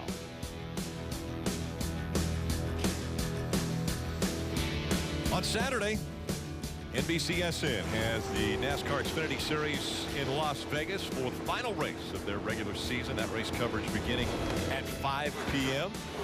And we saw a great one earlier today out of the Xfinity Series right here at the Brickyard. I mean, where should we start? 2, 3, 4 wide racing. And I'm not exaggerating. When I say 4 wide racing, we saw a 4 wide finish right here to the end of stage 1. John Hunter Nemechek, I'm going to go left. Ryan Priestwell, I'm going to go right. Looks like 4 wide down the interstate. Allgaier thought he had this stage 1, and he ended up 4th. Yeah. They were separated by thousandths of a second. Yeah, that was for the end of stage 1. Allgaier once again gets beat in the photo finish. I guess he'll have the last laugh for him. Yeah, that was the fight for the stage 2, finishing 2nd. And he ends up 3rd. Checkered flag comes out because it was another dominating performance by the 7 of Justin Allgaier, and he gets to kiss the bricks with the family. Parker. Guys, Paul Menard, who was in 5th place when this caution came out, just came down pit road. He had a right rear tire going down, as you see right there, completely destroyed, came down and changed 4 Goodyear tires. Unfortunate for a team that used great strategy to put them in a position to win here. You know, there had to be debris when the 43 lost brakes. I'm sure it put debris everywhere, made a run over something. Back into the restart zone. Kyle Busch back into the gas quickly. He leaves Kevin Harvick as they dive into turn number 1. Harvick holding on to 2nd, and then there comes William Byron in the 24. He's up to 3rd once again. Austin Dillon on the outside trying to grab 4th. Kyle Busch, such a beast on restarts. He'll get away with the lead. Harvick to 2nd, William Byron to 3rd, and now the stacking up of traffic begins as Matt Kenseth and others all go at it there on the back straightaway. Down the back straightaway is a hit into turn 3. There's tons of speedy draw down here from the Bubba Wallace crash. I'm looking at Jimmy Johnson on the outside there. He loses the spot to Denny Hamlin. Look at those guys working through that speedy drive. Everybody seemed to get through there okay. Nobody with a big slip. Jimmy Johnson trying to run Denny Hamlin back down. Rick, you see the 2 leaders pulling away. Well, the 3rd place car is the one that caught my attention. That 24, who's under attack right now by Matt Kenseth, looks to have a little damage on the right rear quarter panel behind the right rear tire.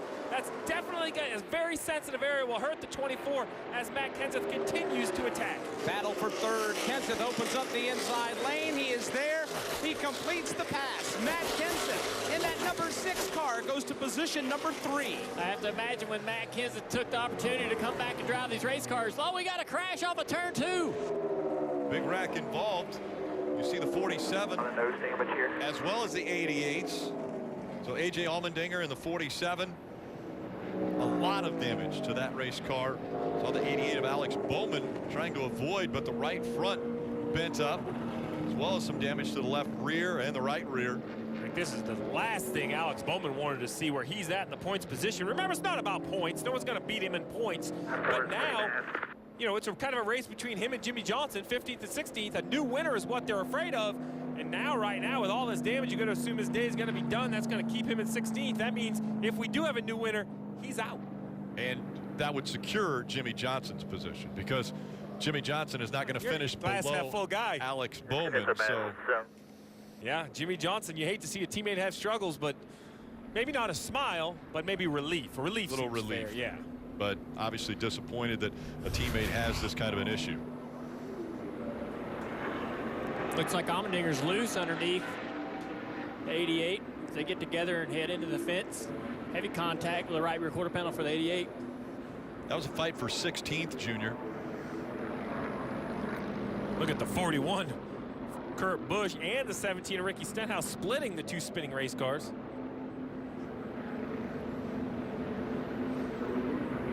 Another look as Oh they boy. catch the wall. Yeah, the 47 just got into the back of the 88. Both of them sliding into that outside wall, and then a hard contact for Allmendinger on the inside wall. You know, Rick, safer barriers are getting their workout here in Indianapolis, but the first racetrack to have them. Great safety innovation. The first track that NASCAR goes to that had safer barriers here at Indianapolis Motor Speedway. You don't want to test them, but they've been tested a couple of times already today. Riding along with Ricky Stenhouse Jr. To the inside he went, was able to avoid. And the wreckers are definitely getting a workout as well today. AJ Allmendinger just not the year. They had one little bright spot early in the Sonoma race, and that went away with a missed shift. And man, it's just nothing seems to be going right for the 47. And now we have the 18 of Kyle Busch. We heard Adam Stevens say at some point we're going to have to pit. He chose now's the time. Gives up a lot of track position to come down pit road. Parker. You see Matt Kenseth in there, Ford Goodyear tire circle fuel. What a great run for Matt Kenseth, pit out of third place, Marty. The 18, Parker, was in such a box. To Steve's point, they had to come down pit road at some point. Adam Stevens said, we're going to take a long stop here. They're going to take some Packer out of the right front. Kyle feels like he's on the splitter the longer they run. So they feel like now is the time to make that adjustment. They were going to have to come down pit road about lap 75 or 78 anyway. So here they are on lap 68 coming down pit road for Kyle Busch, giving up that track position, but hoping to put themselves in a better position for later in the race. Little adjustments made. Again, no practice, no qualifying. You're watching Monster Energy Cup Series racing from Indianapolis. It's the Big Machine Vodka 400 at the Brickyard.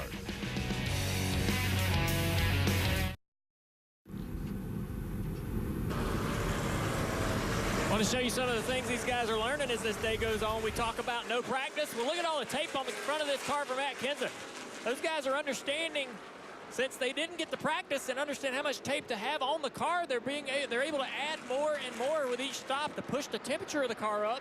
That also helps the downforce with the car. Just that small piece of tape, they've added about 3 pieces there. Each one of those does a tremendous amount of improvement to the downforce. I loved it when Steve put that on the front of the car. Rick, there's not many adjustments that are free, and it's not completely free. You give up a little water temperature, but it's like, it is free grip. Downforce, downforce, downforce. Cooler temperatures helping out as they come back into the restart zone, and so much action taking place. The 11 on the left side, the 9 on the right side, as once again Kevin Harvick having success on the restart. This time Kevin Harvick's going to take the lead and try to run away with it. 14 of Clint Bowyer in his tire tracks. William Byron did not have the best of restarts. He got shuffled back to the 4th position. On the flip side, Kevin Harvick is hammered down on the backstretch. You're right. You got to be aggressive on those restarts. William Byron will have to do better next time. Down the back straightaway into turn 3. Clint Bowyer in 2nd place. Followed by the 12 car, and then William Byron in 4th. Yeah, William Byron, that's the 2nd time he didn't get a good restart. See Alex Bowman with the car rub. They're trying to get their car fixed. A lot of damage on that car, Marty. And they tried to get it fixed, Jeff, but you can see the tire rub. They've told them to bring it back to pit road. They have no time left on the damaged vehicle policy for NASCAR. They're currently at 5:05, meaning they only have 55 seconds left. If you can clear minimum speed, they clear that clock, but they're never going to make it, guys. Yeah, he'd have to complete a lap, and it looks like with the tire rubbing there, that would be very dangerous for the driver to stay out in that condition. And the worst part for that is that puts his playoff hopes in the hands of other competitors. Someone like William Byron right here who's fighting off Denny Hamlin and Kyle Larson could go to victory lane, and we see a winner outside the top 16. That would eliminate Alex Bowman from the playoffs in the final week of the regular season. Denny Hamlin, the man on the move, he's in 5th right now. Kyle Larson just behind him. They're all chasing Harvick, Bowyer, Blaney, and Almirola.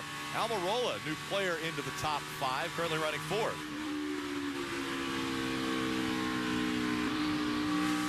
And we're hearing that all cars on the track have met the minimum speed. So maybe Alex Bowman is able to get back now to pit road, and they can do some work on that. He won't be on the clock.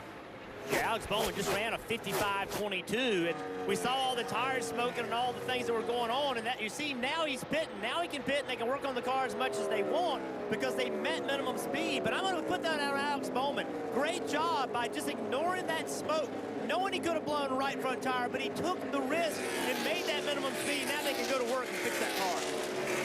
And he stays out, which is something that, Steve, you mentioned. Now at least it's back in his hands. At least he can get out there and try to battle, although it will be very difficult as he's going laps down now to battle with Jimmy Johnson to make sure that he stays in the playoffs. It is going to be difficult, and you see this battle between Denny Hamlin and Kyle Larson. That is the battle for the 5th position. Kyle Larson trying to keep up with Denny Hamlin. Hamlin's been the class of the field, although he's not at the point. He's still got a strong race car, and Larson's just trying to inch closer to him, Dale, just trying to get that slipstream as they work their way to the front. Yeah, Hamlin's got a fast car. He's trying to close in on Almirola down into turn 3 here. Larson close to his tail here, trying to get a run, trying to create some speed. Both these cars very fast. That's why Indy is so hard, Junior. Your car can be a little bit quicker than somebody else's, but you lose so much downforce in the corners, it's hard to keep up with them. Larson 4 seconds behind race leader Kevin Harvick. And Larson again trying to catch up with Denny Hamlin. And Hamlin closing the gap little by little against Eric Almirola, who has 4th. So Hamlin inching away and inching closer to that 4th position. Slowly but surely, Hamlin is starting to catch Eric Almirola, who's having a fantastic run this afternoon. That car in turn 2, it's flawless. To the bottom of the racetrack, it hugs nice and tight, and then he swings it out wide on the back straightaway off 2. Yeah, he's running a great line, great speed in the car. They're closing in on Blaney just a little bit. 3/10 faster the last lap. Blaney's running a 49.95, a 67 to Almirola. Yeah, way out front of these guys. You haven't missed anything, Kevin Harvick. Kevin Harvick's about a half a second faster than the field. You mentioned the lap times that Blaney had run. Well, Harvick ran a 49 flat. That's incredibly fast. Drop back 3 positions, and you get to Chase Elliott, currently in the 8th position. He's 6.5 seconds behind race leader Kevin Harvick. Chase Elliott with an up and down day so far, finds himself in the top 10, but he is some 7 seconds behind the race leader. Elliott comes to turn 2, following his teammate. That's the car right in front of him. That's William Byron. As both those drivers now off 2. Now they're joined by Jamie McMurray in the 1 car. Yeah, William Byron dropped to 7th since this restart, trying to stop the bleeding here is Chase Elliott trying to put the pressure on, trying to be able to get up there and disrupt the air around that 24 car so he can get a run and make a pass. But a good day for William Byron. William Byron, a rookie, young driver, came into the Xfinity Series. There's caution right now on the racetrack. Yeah, we got a car spun off of turn 2. 23 car. J.J. Yaley. Looks like he's got a flat tire of some kind of an issue there. 4 tires, he spun around. See the car buckling. Would you say that is a Burt Reynolds throwback paint scheme on there for the 23? Paying respect to the late Burt Reynolds?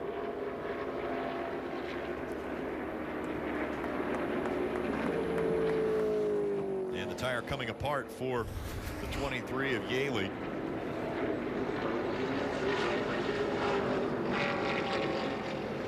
An air issue?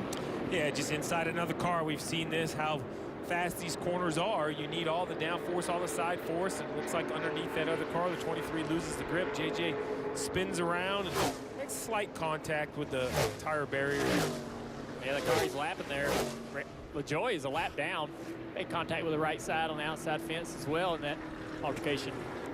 Yaley, a very established dirt racer, was also a part of BC 39. Took place on Thursday night in the infield here at Indianapolis, which you see right here. That's just inside turn 3. And look at the pack stands. A popular race. Over 115 cars entered. Think about that. 115 cars for one race.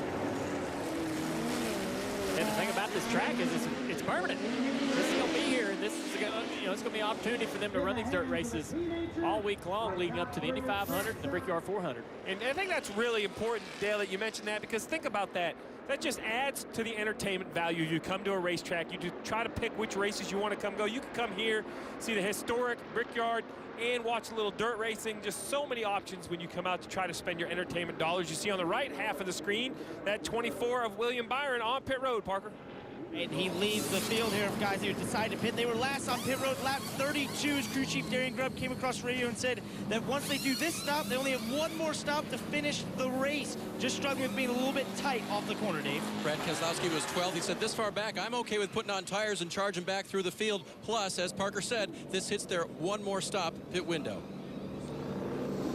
And you'll also notice that no crew member has gave any attention to the right rear quarter panel of the two. They're not going to fix that. That's what you call convenient damage, Rick. You just leave that the right way. Just be thankful it went that way. It might work out for Brad Keselowski. They're looking for win number 499 for Penske. You're watching Monster Energy Cup Series racing from Indianapolis Motor Speedway.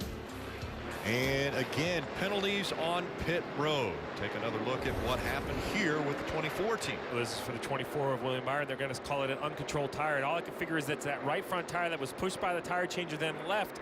The rule is it has to be within arm's reach. It was very close to the carrier. It is truly a judgment call, but I'm going to tell you, Rick, if I'm a crew chief, I'm going to spend some time in the trailer before the race at Las Vegas. I have to understand this rule black and white before we enter the playoffs. That's the 5th call in just this race today. Harvick and Bowyer leading the field back across the stripe, and Harvick once again with the advantage. Bowyer now to the outside will try to fight back. Gets very close to that right rear quarter panel of the 4, but the 4 still surging ahead. And the battles for second. Bowyer will lose ground to Harvick, and Ryan Blaney is on the scene. He looked low off 2, has to back away and follow Bowyer in that number 3 position. Kevin Harvick checks out for that lead. Clint Bowyer making chase here with Blaney behind him, and then Denny Hamlin in 4th. Eric Almirola in 5th. This battle back here about 5th, 6th, 7th is going to get heated up. A lot of different speeds, different strategies, different tires. Look back here, 2 wide. Action's coming to you, Rick. Yeah, they're single file all the way back to about 10th or 11th. Logano, Kenseth, Kurt Busch, all back here fighting for those spots. And Kurt Busch leading this crowd as we see the 18 dodge to the inside of Paul Menard, trying to take that spot away. Eases to the inside of Menard as they enter turn number 1. He just took the 16th position. Lane is left open. Here's the 3 to the inside of Menard. They'll race side by side. And Brad Keselowski looking to go 3 wide off turn 2. Keselowski's going to get some help from Jimmy Johnson here. Jimmy's going to try to shove him by these guys. Jimmy's going to take a few spots himself down into turn 3, 3 wide. Something's got to give. They make contact. Wow, Austin Dillon, good job backing out of there and saving all those guys a lot of trouble. They're not done yet, though, Junior. That's still 2 wide, getting into 4, coming toward me. Nice job in turn 3. The battle continues on the front straightaway. Michael McDowell in the 34. Very close call there between McDowell and the 3 of Austin Dillon. Look at the contact here. McDowell in that 34 trying to take advantage of it. Had Ryan Newman right in front of him. And battle settles down into turn 2. Just watching Kurt Busch under attack. Matt Kenseth will slide by in the 6th. Now it's Aaron Jones's turn. Jones pulls to the inside of Kurt Busch on the backstretch. Jones trying to side draft. Look at him getting up the racetrack, trying to get into the quarter panel of that 41. He knows that's important to be able to make this pass. He's going to make it down into turn 3 as Kurt Busch wisely pulls in behind the number 20 of Aaron Jones. There you see his brother Kyle working his way up from the back where they had to pit. Doing a nice job getting up there. Keselowski on the move with Suarez right now. Tough battling back here. No air on these cars. Really hard to drive the cars in the corner. Jeff Adams Stevens told Kyle Busch, be very careful coming up through the field. So trying to be aggressive with the car that has led the most laps today at 27 for Kyle Busch. Right now in 15th in some very tough traffic, Bagman. Kyle Busch, you're right, Marty, he is. He's got Chris Buescher now. He'll overtake him one by one. Kyle is starting to pick him up and put him down and put him in the rear view mirror. And Brad Keselowski's coming along for the ride as well. Brad's going to get that position pretty easily from Buescher. Buescher's going to pull in behind him. Next up for Buescher is Jimmy Johnson. He's working his way through the field as well. And remember Busch, when he pitted, he came out in 25th. That was 2 cautions ago, but he started this time in 17th. So doing a good job working his way up. Harvick, Bowyer, Blaney, Hamlin, Almirola, the top 5. Then it's Larson, Chase Elliott, Ricky Stenhouse Jr., Jamie McMurray, and Joey Logano in the top 10. Watching the brothers Busch come into turns 1 and 2. They're fighting for the 13th position.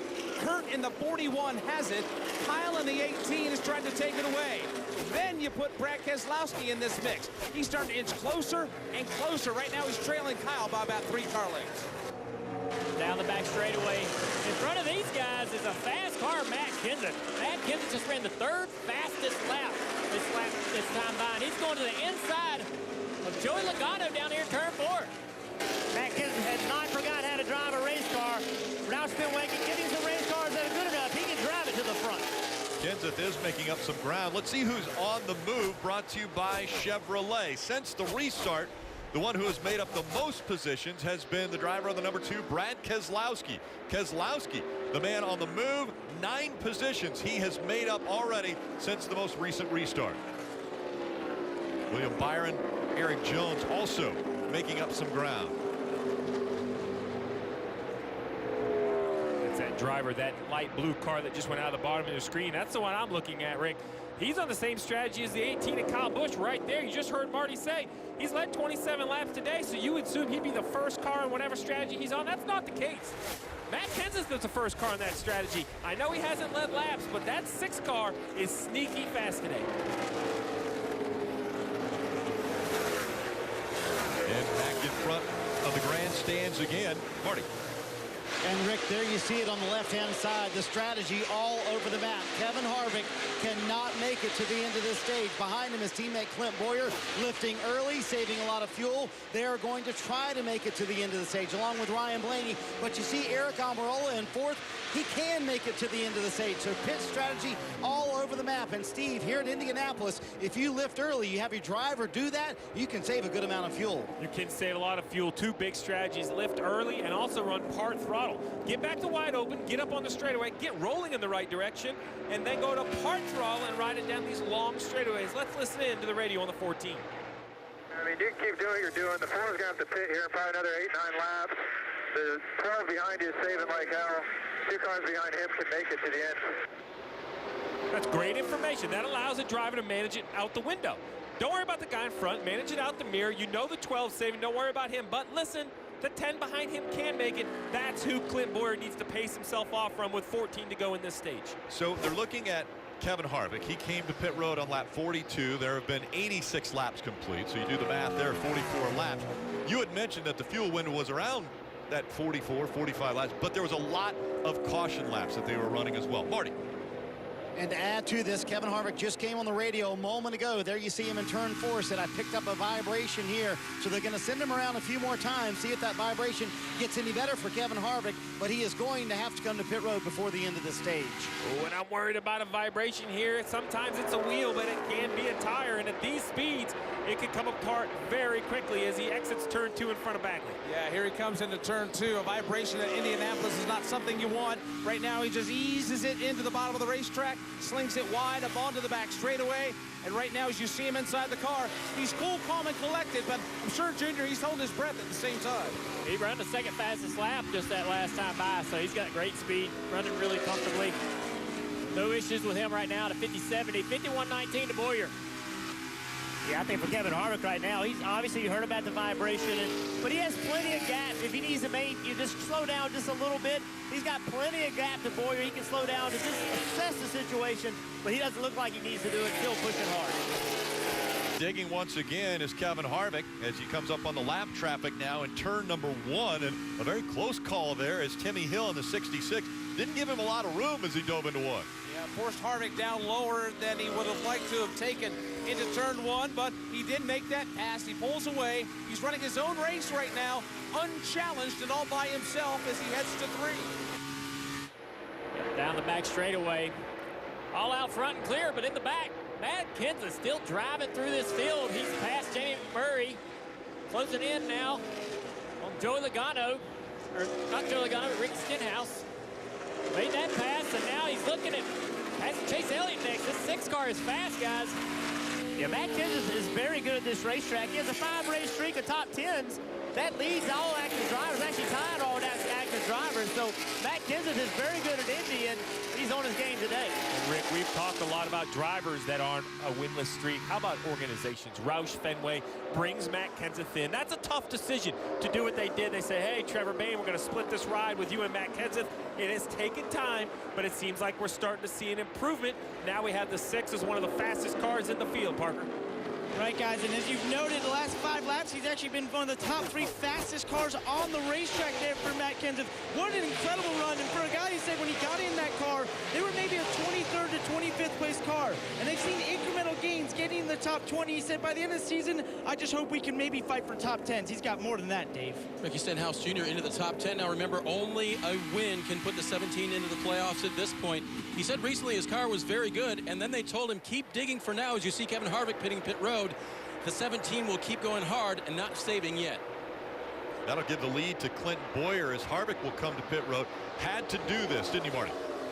He did have to come to pit road after that vibration report, and also clearly they pitted 10 laps earlier than everybody else. We showed you that. They pitted on lap 42. A little bit too free for the 4 car, but he has been able to turn out some amazing laps for Kevin Harvick. And when his teammate Clinton Boyer goes by, he is completely shut off, saving all the fuel he can to make it to the very end here. Harvick is going to be in a good spot, though, when this stage happens, to play a little strategy and gain some track position. 4 fresh Goodyear tires here for Harvick and the Sunoco fuel he needs.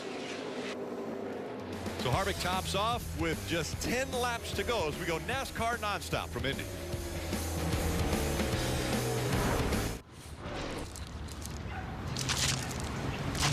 I can't believe it. That everything sticks to Stefan Diggs' hands? No, I can't believe how easy it was to save hundreds of dollars on the car insurance with Geico. Cool, huh? Yeah.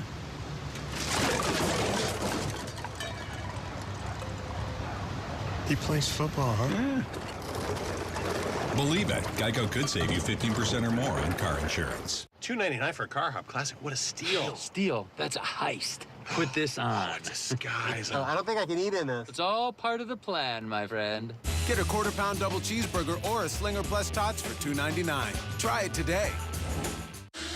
Hey, if you're feeling a little power hungry, check out the engine lineup Ford is cooking up for the Ford F-150. You want the most torque? You got it. You want the best towing? All yours. Or maybe you want best-in-class fuel economy? No problem. Or how about a brand spanking new diesel? Sure. You want fries with that? Crazy. It's like a power smorgasbord. This is the Ford F-150. It doesn't just raise the bar, pal. It is the bar.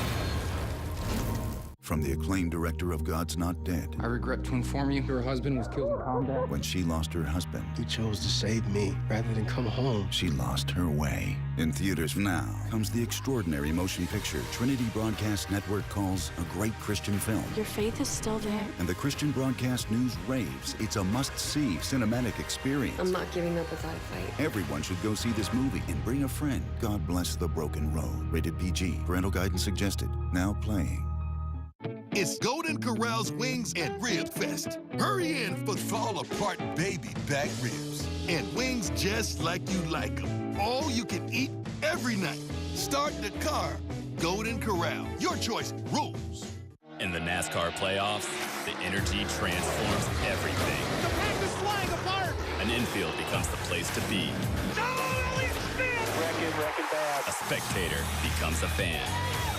An experience becomes unforgettable. He lit the track on fire. And a driver becomes becomes a champion. Quite the party in victory lane. Be there as these drivers lay it all on the line. Wow, threading the needle. Get your tickets to the NASCAR playoffs by visiting NASCAR.com/tickets. We're bringing you a matchup of epic proportions because you can't close out the summer without one final blockbuster. All eyes on Giants Cowboys. All eyes on Sunday Night Football. All right, Rick, 6 laps to go in the second stage. You know what that means? Get to my fantasy lineup. Get to your lineup, make the change. Let me go ahead. If you had the 78 in, he's out. He's going to score a point. Get in your garage, make the change now. And listen, don't forget, this is the last race of the regular season starting next week at Las Vegas. The new fantasy game, the playoff game, 10 weeks out. Go sign up, start a new league. It's going to be a blast. Marty? Clint Bowyer doing everything he can, Steve, to make it to the end of this stage. He is literally shutting the car off at the flag stand and coasting through 1 and 2. They need this playoff point to win the stage. They got their first stage win earlier today. Take a listen to the transmission on the radio a moment ago. We're going to pit. We got a pit 3 to go. With the way we've been saving, it looks like we can make it right to lap 100, but we might run out after that, which would cause us to serve a penalty, or go a lap down. What a gamble for the 14 team, Steve. They want this playoff point pretty bad. Is it worth the risk? Well, you have to decide if you can win the race. I mean, if they can't win the race and the playoff point's all that matters, I think they still can win the race. So, to be quite honest, I'm pretty thankful I'm up here. There's way less pressure up here, Dave. I get to just talk about these pit calls. We'll talk about pit road now for Aric Almirola. On pit road for service, it'll be tires and fuel to get him to the next stop. This will not be the last stop. Couldn't make it to the end of the stage, or did strategy here. Rick, I like the gamble. I think the 14 should go with it. I don't have the fuel numbers, but talk about momentum. If they could win this stage, take this playoff point, they're going to be looking good. I like the gamble. They've done their work in the regular season. They've already won a couple races. So right now they're at 43 laps, now 44 laps that they have gone. But remember, some caution laps in there. Yeah, and the concern is Denny Hamlin behind him, Bagman. The question is, if you can't hold off Denny Hamlin and save gas, go ahead and pit. There's no reason to do both. And you see the 11 right here. He's finally had enough of Ryan Blaney, forces his way through, and as they go down the backstretch on the bottom right of your screen, you're going to see that he's continuing to close on the leader as they get in front of turn 3. Marty. And what's going to make it worse, all these cars behind Clint Bowyer are going to come to pit road now. Denny Hamlin among them. Also Ryan Blaney going to come to pit road. And Bowyer now making the decision. They're coming to pit road. Brett Griffin, the spotter, calls him to pit road. So Bowyer going to give up that playoff point, come to pit road here along with Denny Hamlin. Now the reason they're doing this before the end of stage 3, that sets them up so that they can then at the end of stage 3 stay out or take fuel only. So this puts these teams in a very good position for track position later in the race. Bowyer saying his car a little bit too free on that run, but very happy with it. Denny Hamlin, you're riding him on board with him. He said the same thing. Very happy with the car. I don't want any changes. And Ryan Blaney, you saw Denny Hamlin kind of nudge him out of the way. He said his car a little bit too tight. All of these guys making a move now to come to pit road before the end of stage 2 to set themselves up for stage 3. They don't want to make a mistake on pit road like the 10 did. Aric Almirola speeding on pit road. Jeff. Yeah, a big factor in all this, too, was Matt Kenseth. Matt Kenseth was running third. He pitted on lap 68. He didn't have to save fuel. He was going to be pushing these guys so hard, they were going to have to run wide open to win the stage. So Matt Kenseth influenced these guys having to pit. And Jeff, actually, Matt came across the radio when he saw those two pit and said maybe we should have pitted there because now they're going to obviously give up the track position when they have to pit here under caution, even when they win this stage. And I think it's going to be really close if the 18 made it before they closed pit road, because they closed it with 2 laps to go, and it looked as though Kenseth made it to the start-finish line before the 18 got to the commitment line. Yeah. Marty. And they're talking about that on the 18 radio right now, but Kyle Busch coming down pit road. They're going to finish servicing the car here for the 18. Did a great job of taking care of it, kind of coming up through the field, was able to pass a number of cars, but you're going to see a wedge adjustment there on the left side to get the car to handle a little bit earlier. And the ruling coming down now, yes, the 18 team pitted too soon, guys. You said it, Rick. Can't afford a mistake under green flag stop like that. Well, I don't even, it was just a gutsy call to see if they could beat the leader of pit road. I actually thought the 6 of Matt Kenseth, who lets Ricky Stenhouse go, that'll put Stenhouse back on the lead lap. I thought the 6 would come to pit road as well. Perhaps Adam Stevens did as well, but it was I mean, it was a blink of an eye. From up here, I couldn't tell. I have a good vision of start, finish, and pit in, and I couldn't tell who got where first. But you see it at the top of your screen. NASCAR knows. They said the 18 hit the commitment line after Matt Kenseth hit the start-finish line. That closed pit road before the end of the stage. And Matt Kenseth, now with almost a 4-second lead over Chase Elliott, is going to get the stage win. Matt Kenseth coming in for Roush Fenway Racing to try to improve the overall competition, and I would say that this is a big improvement because Matt Kenseth will win stage 2 at Indy.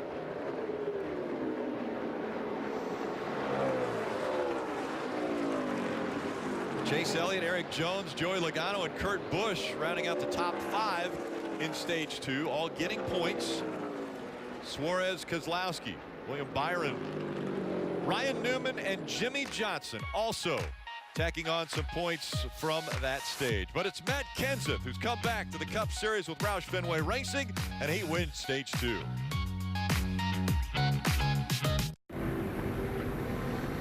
And getting ready for the final stage from Indianapolis Motor Speedway. Matt Kenseth getting the win in stage 2. So Clint Bowyer wins stage 1. Matt Kenseth wins stage 2. And so many different strategies.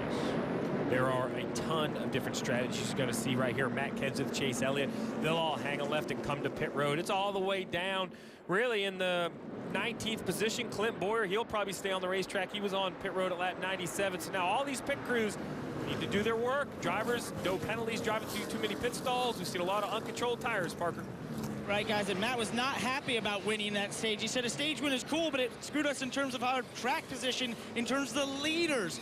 And Matt Pusha admitted, yes, we should have pitted with 2 to go. They're going to do 4 Goodyear tires and Sunoco fuel, and also a piece of tape there on the front, just for you, Junior. Kelly. Eric Jones pits from the 3rd position. They've taken some big swings at this 20 car first to loosen him up, but now they need him. Now he's a little bit too tight, I should say. They're going to make an air pressure adjustment. 4 tires and fuel. The 9 of Chase Elliott said he was pretty good, but you saw they made a chassis adjustment there to the left rear. 4 Goodyear tires and Sunoco fuel for the 9. And the race off pit road. Going to be a tight one here. Kenseth and Chase Elliott, and of course Chase Elliott, how about that, gets the nose just in front. Oh, man, that's close.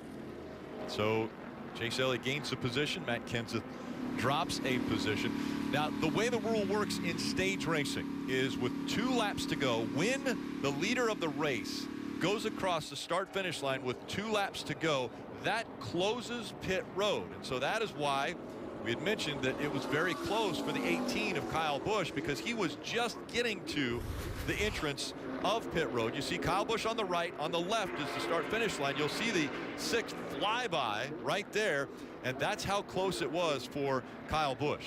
Yeah, and so basically right now that Kyle Busch, he's committed. He's going to go over the line either way. The only way he can avoid penalty, as you see the light is red, is to not stop in his pit box. But I'm not sure even Kyle Busch, I mean, you're busy. You're trying to get slowed down, Marty. I'm not sure he could see the line or everything that was going on. Yeah, it was so close they didn't know. Adam Stevens says that was completely my fault. That's the bad news. The good news is that they have won the regular season championship officially for the 18 car. They did relay that news to Kyle. He came down pit road. They actually shut the car off here, and they're working on it. He said the car just didn't have the free roll that it's had the last couple of years when we've been successful here. So they took their time, went through it, made several adjustments to it.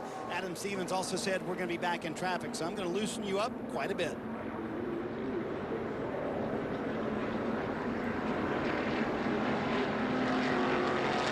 So we're going to have, as we've continued to say all day, just a jumbled up grid. We have William Byron currently as the leader. He was last on pit road at lap 77. He has 22 laps on his tires. Well, I think Darren Grubb's theory here is I can pit one more time and I can make it. You look at the left side of your screen. Bowyer, Hamlin, Harvick, Larson, Blaney, McMurray, Stenhouse Jr. all took advantage of that strategy, pitting before the end of the stage. They also only have to pit one more time, as well as Chase Elliott, Kenseth, and all the guys that came at 102. So really the whole field is looking at one more pit stop. It's really how fresh are your tires and what track position you have, Marty, now that all of that strategy has unfolded. You know, Steve, all day long we've been wondering, like, what's gotten into Clint Bowyer. He always says Indy's not one of his best racetracks. I figured it out. Did you give Bowyer some tips before this race of how to run this place, Smoke? No, he's I think he does a little better here than he gives himself credit for, but he's done an awesome job today. You know, all of our cars are fast. They're just trying to minimize mistakes right now. That's the only thing that's hurt the 41 and the 10. So the other two guys, you know, Clint and Kevin are doing an awesome job. Just proud of everybody. We got 4 really fast cars here at Indy. You were up here, and there was a big talk about whether to go and finish that stage and try and get the playoff point. What side were you on? You came to pit road. I don't know. I had bigger balls than the rest of them did. I would have taken the chance, but, you know, that's why I also get myself in trouble, too. I put myself in those positions sometimes. But, you know, Bugha did the right thing there. I mean, we got a fast race car. We're back leading the race right now, and, you know, but we could have put ourselves in a really bad spot if he ran out of fuel. So the risk versus reward really didn't make sense, and that's what having a great crew chief that knows how to minimize the risk, that's the value to him. The boss man smoke up here for Clint Bowyer, and I would say Bowyer's probably having his best Indy race ever. Got to be something Tony said to him. I know it was. I know it is, guys. Well, we always love to hear from Tony Stewart. Very candid, but he really loves Indianapolis Motor Speedway. It's the world capital of racing, and everybody knows the Indianapolis Motor Speedway and significance and history of it. Every element of that race has to go perfect for you to win the Brickyard 400. There isn't a celebration like what you have when you win at the Brickyard. That shows you how significant and how much it means to win. It's not like another race. It is not like another race. I used to say this. I was very fortunate to be on teams. I never was able to win it as a crew chief, but I was on Jeff Gordon's teams who won it multiple times, and everyone has said, oh, well, you know, it's just another race. I said, that's because you haven't won it. And I've been fortunate enough, worked with really great drivers, great teams, and that moment, that 36 inches of brick, probably the most valuable real estate in all of auto racing on the front stretch, when you kneel there and look up and down the start-finish line, up and down the front stretch, it starts to sink in the people who have done this before you. It's truly amazing.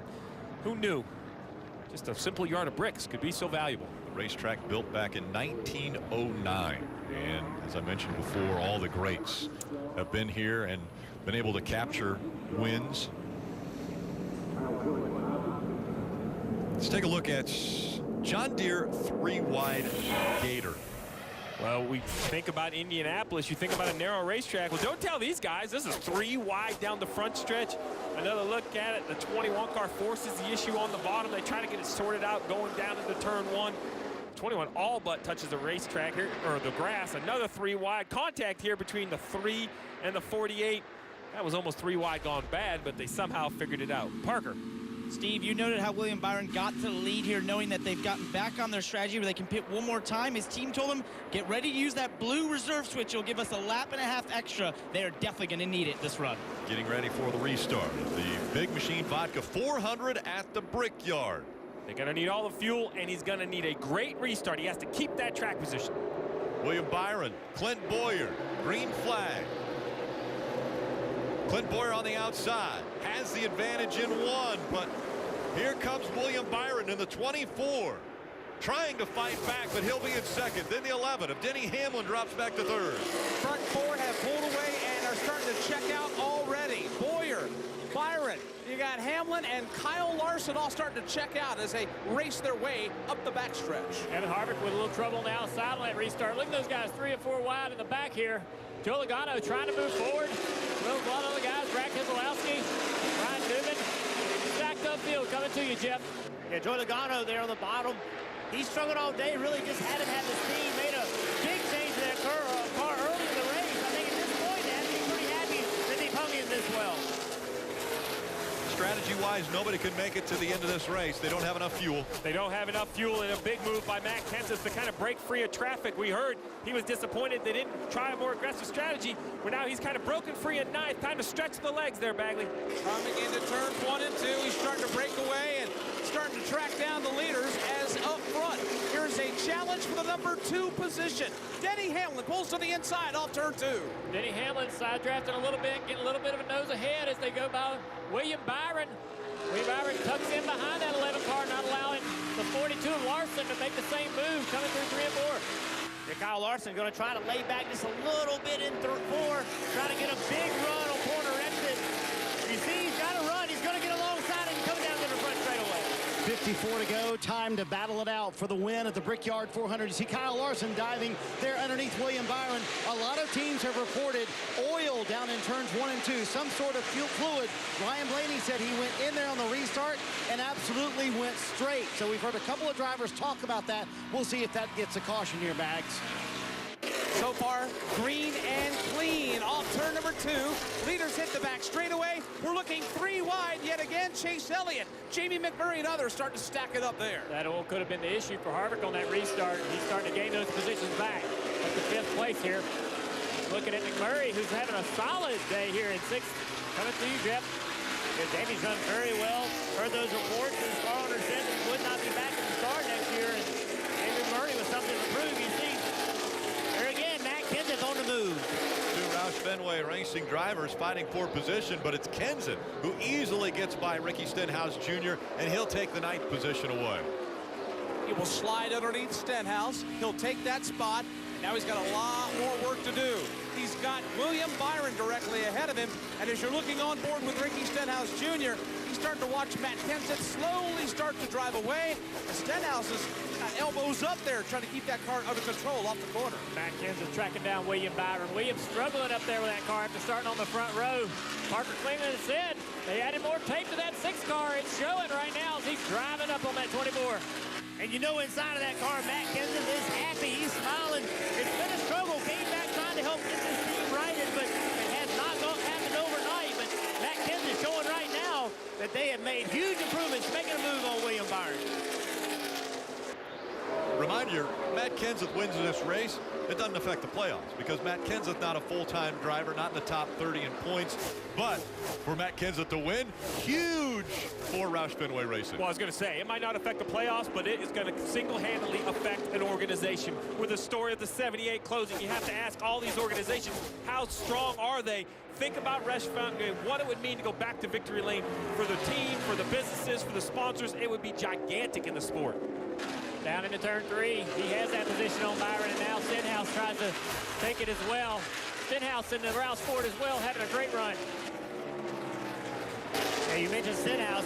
He was over here the other night. We showed the dirt track. He ran over on the dirt track the other night. So this is not the first race of the weekend for Ricky Stenhouse Jr. 11th place finish in that midget race that was on Thursday night. Clint Bowyer out front, taking that forward around this 2.5-mile historic racetrack as we go NASCAR nonstop. When it's too cold for camping, we go camping. When it's too hot to work, we work. Too wet to keep going? Nah. This is the Gator XUV 835 with game-changing heat and air and 3 wide seating. It's never too anything for anything. Nothing runs like a deer. Get $400 off the Gator XUV 835M at any participating John Deere dealer.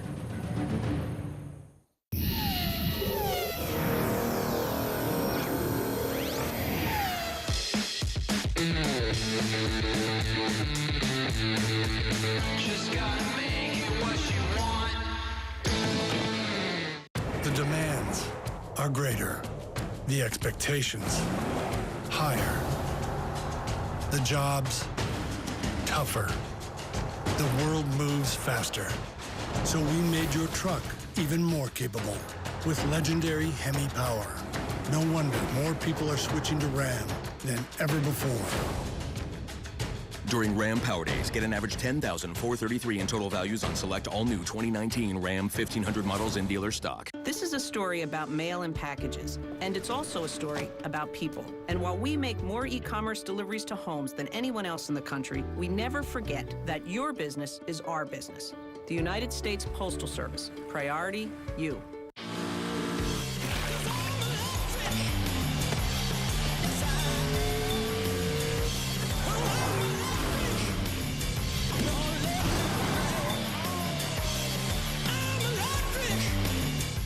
It's Golden Corral's Wings and Rib Fest. Hurry in for fall-apart baby back ribs. And wings just like you like them. All you can eat every night. Start the car. Golden Corral. Your choice rules. Section PU 402, row 41. Jimmy Johnson, the fastest cut in the West. Section 156, row 4. Kurt Busch to the lead on the backstretch. Section 25, row 3. What a year for Bubba. Section O, row 25. Keselowski's going to win it. Section 233, row 1. Martin Truex Jr. wins. Which seat will you be in Kurt Busch is in the wall. when history is made at Dover? Whoa, Ty Dillon gets T-Bone. The Monster Energy NASCAR Cup Series at Dover, October 5th through 7th. Call 1-800-441-RACE to get your tickets now. Final race in the Verizon IndyCar Series. It's championship day. Time to bring the action. You cannot stop Scott Dixon. Alexander Rossi, what a win.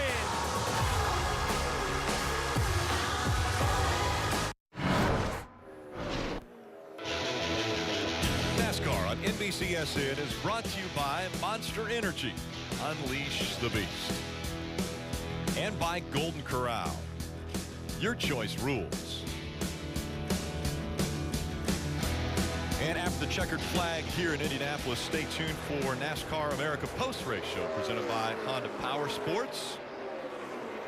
Rick, I don't need to remind you, you stood up here next to me last year of what the last 46 laps of last year's race looked like. So while it seems pretty straightforward here and we talk about strategies and which cars are good, absolute chaos last year. It was caution on top of caution, and somehow Casey Kane came through the smoke and was victorious. We still have no idea what could be happening here as Harvick kind of comes down the racetrack. I'm maybe just trying to get a little clean air to the engine.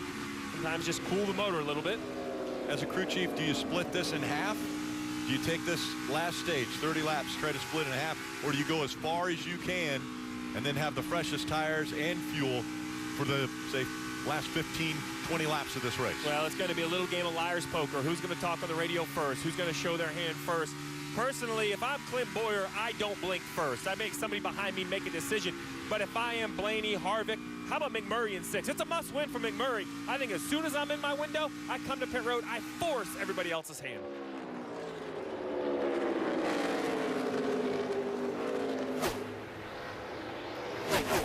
And as the field continues to work their way around the track, time for today's Toyota driver update. See the 19 of Daniel Suarez. His name came up the second that the 78 team of Furniture Row Racing mentioned that they were closing the doors because we knew that there was going to have to be a spot for last year's champion Martin Truex Jr. and Cole Pearn to move into. So the first name that came up was Daniel Suarez.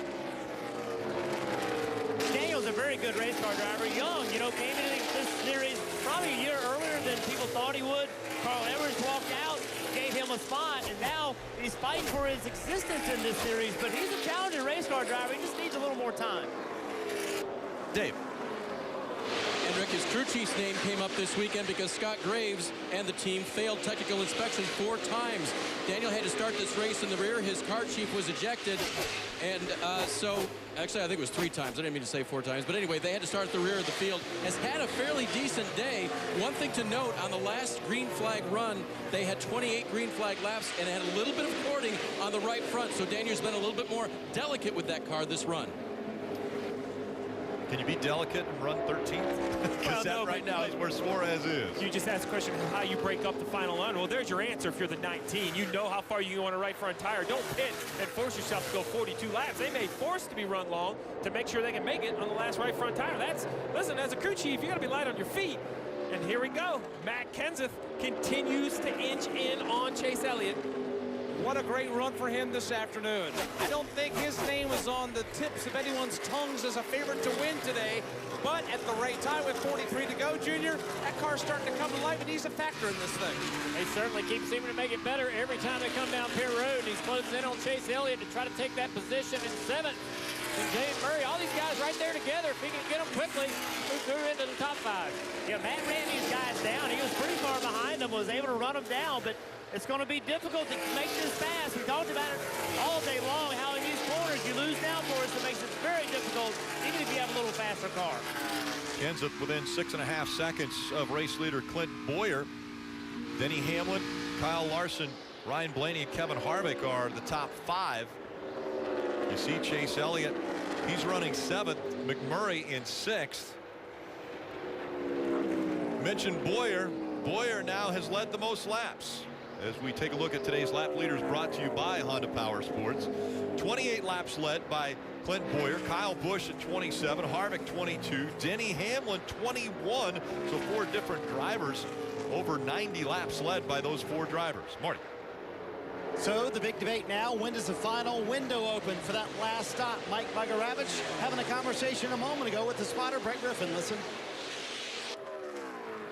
The window is going to open for making it to the end of the race, so just keep me posted on who pits.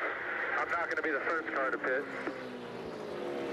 And that window opens in one more lap. And as Steve, as you mentioned, you don't want to be the first one to pit, especially if you're the leader, Clint Bowyer.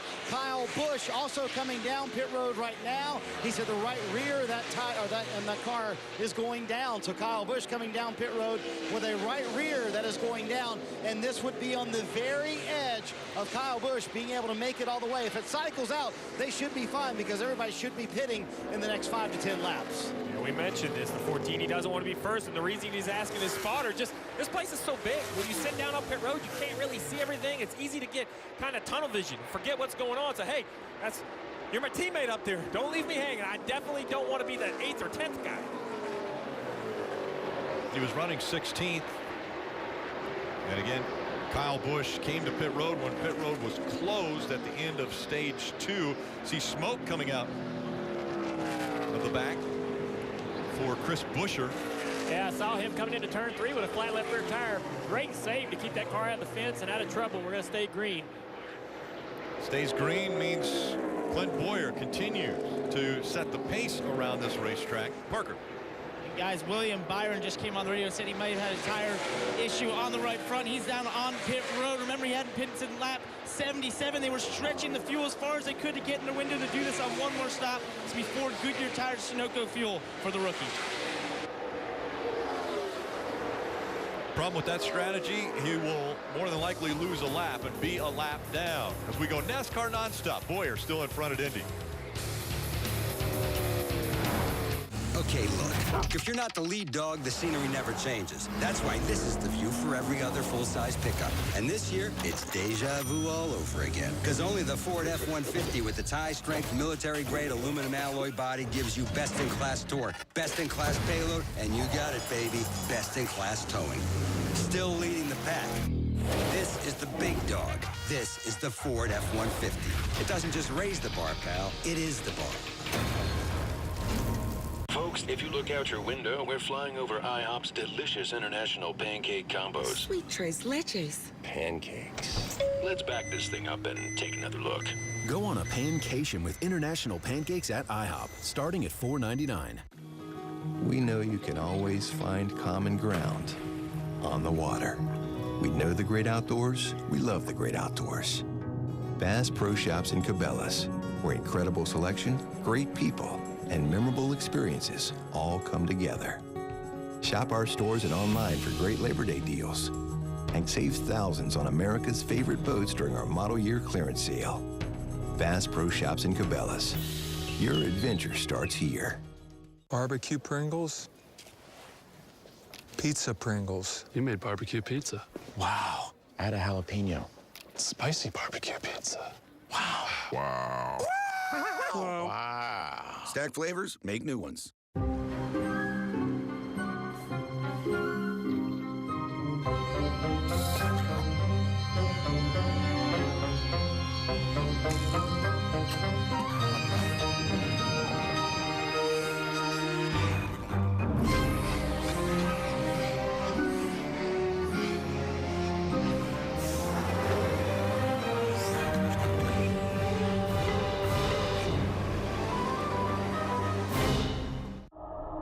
I'm just fulfilling my destiny. There's no better feeling than when the money's on the line, driving the hell out of your race car. Just on the edge of control. I'm just fulfilling my destiny. It doesn't matter who it is, I want to beat them. I'm just fulfilling my destiny. I'm just fulfilling my destiny.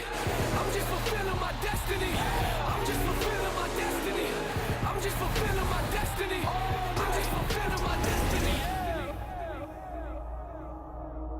Here come the Irish. Vanderbilt. Looking deep. Touchdown. Notre Dame. Yes! Touchdown Irish! Incredible drive! Saturday on NBC. Sunday Night Football has NFC East rivals colliding. Eli Manning and the Giants visit Dak Prescott and the Cowboys. That coverage begins with Football Night in America at 7 p.m. Eastern. Kickoff now at 8:20 p.m. Sunday, only on NBC. Monster Energy Cup Series racing from Indianapolis is telecast presented by Golden Corral out front.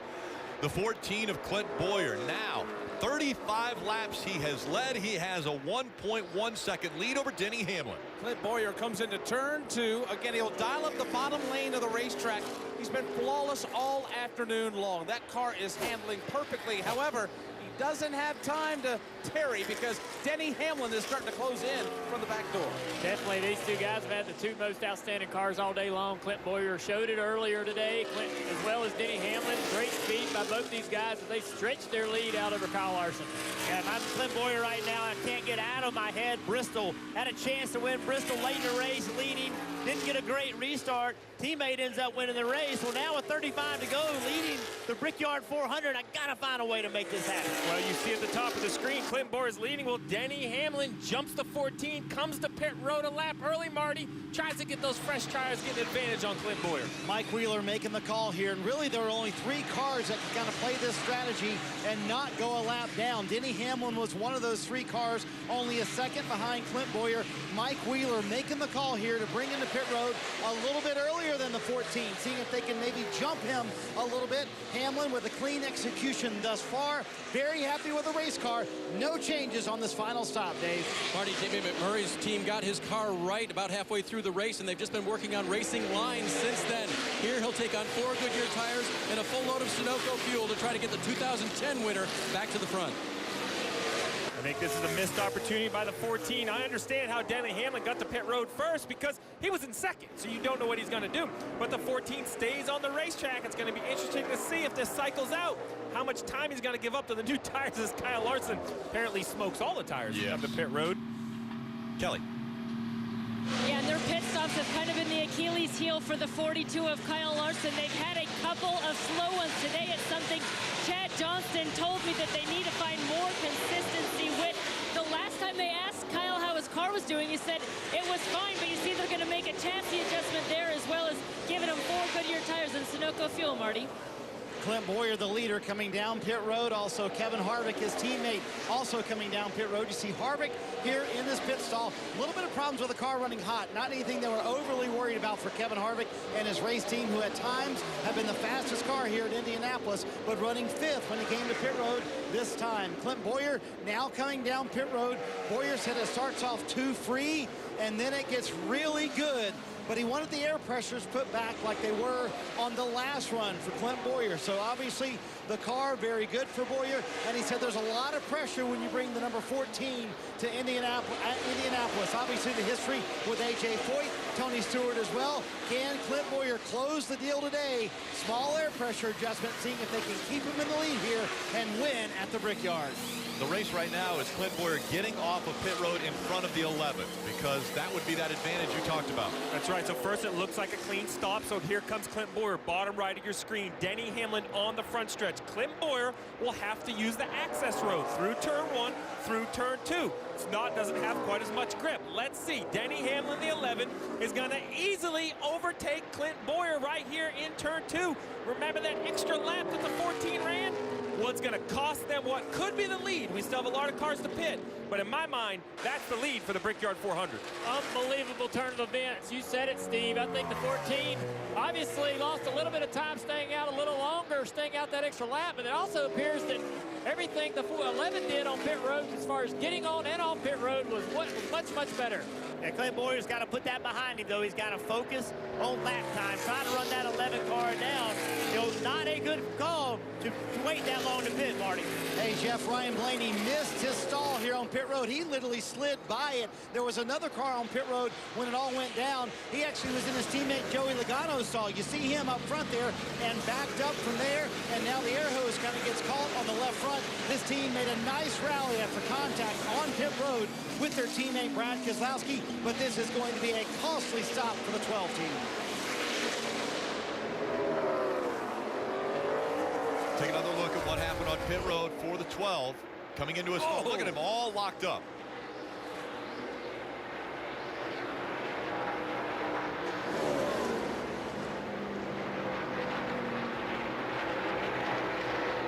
And that's a missing your pit sign situation there, as the 22 of Joey Logano coming off of pit road and blending back on the back stretch as he chases after the 41.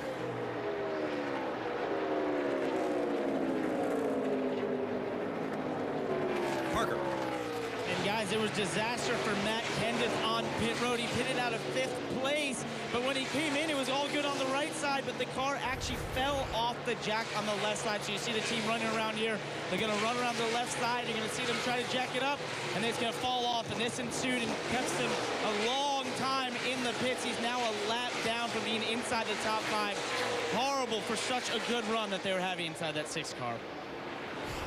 We heard Tony Stewart say earlier, you can't make mistakes. You have to have a perfect race if you want to win the Brickyard 400. Dave. 17 car, Ricky Stenhouse had a little bit of a loose condition in this race car earlier. That's what they'll try to adjust out of it here with 4 Goodyear tires and Sunoco fuel. Stenhouse running, remember, John Deere colors last week in a retro scheme. This weekend, a brand new scheme for John Deere, joining Roush Fenway Racing for these 2 races. 2 crown jewels in a row.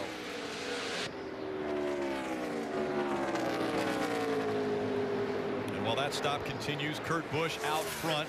Kurt stopped at lap 102 was the last time he was on pit road.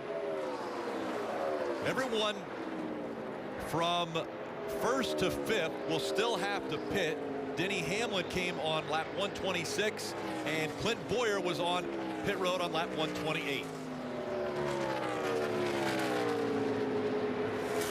See Denny Hamlin has about a 20 or 25 car length lead over Clint Bowyer. You mentioned the 5 have to pit, but that strategy is if you get a yellow, you want the freshest tires. Denny Hamlin knows this is for the Brickyard 400, trying to get by lap traffic. Mike, trying to stay in front of that 14.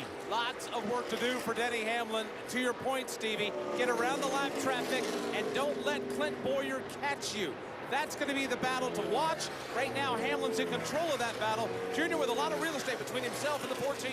Bowyer's been faster over the last few laps, but slowly chipping away with that distance between him and Denny Hamlin. But I just don't know if he'll have enough to get by him. It's going to be tough.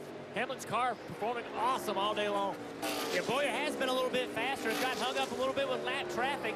That will cost him on that lap, and that's going to be a huge role. Which one of these guys can get through lap traffic? But Clint Bowyer seems to have a little bit faster race car. And the gap between the two about a second. As we take a look at today's Ram trucks proven to last. Well, pit mistakes, we've seen many. We're not sure if they're done pitting. If we get yellows, they may come to pit road again. Think about the restarts. They have been crazy. The yellows will have that. And then very simply, the pressure.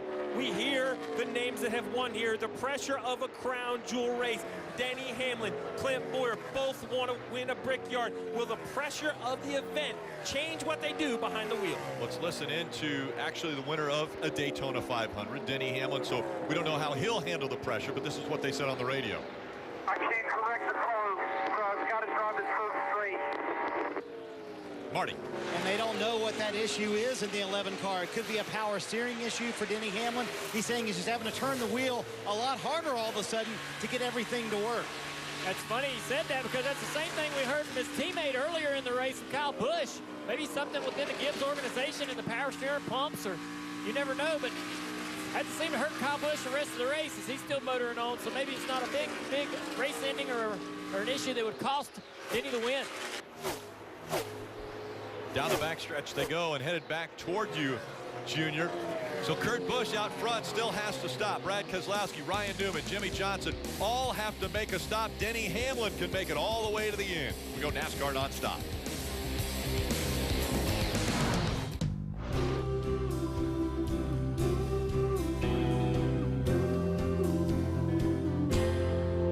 It's in the heartbeat, it's in the real thing. You can't make it up. It's in your soul deep. It's in the stripes, this dirt on my feet. The way I love my woman and I wish you love for me. It's in the heartbeat. Geico, more than just car insurance.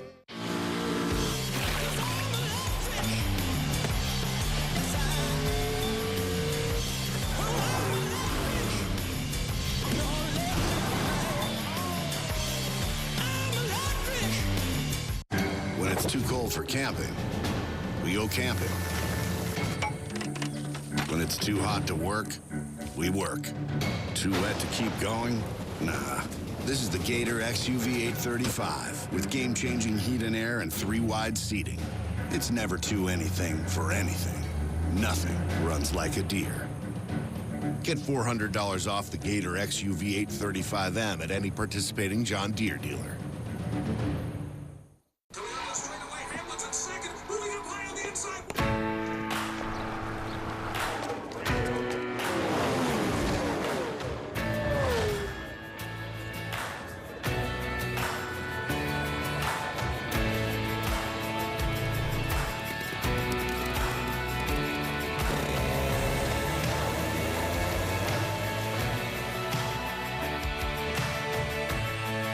Toyota, let's go places.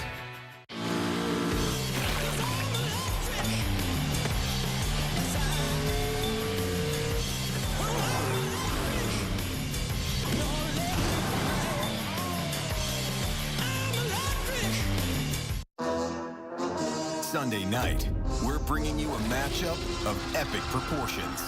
Because you can't close out the summer without one final blockbuster. This game has it all. The stars. What a night for this guy. The action. And plenty of thrills. That's insane. So get the popcorn ready. All eyes on the blockbuster. All eyes on Giants Cowboys on Sunday night.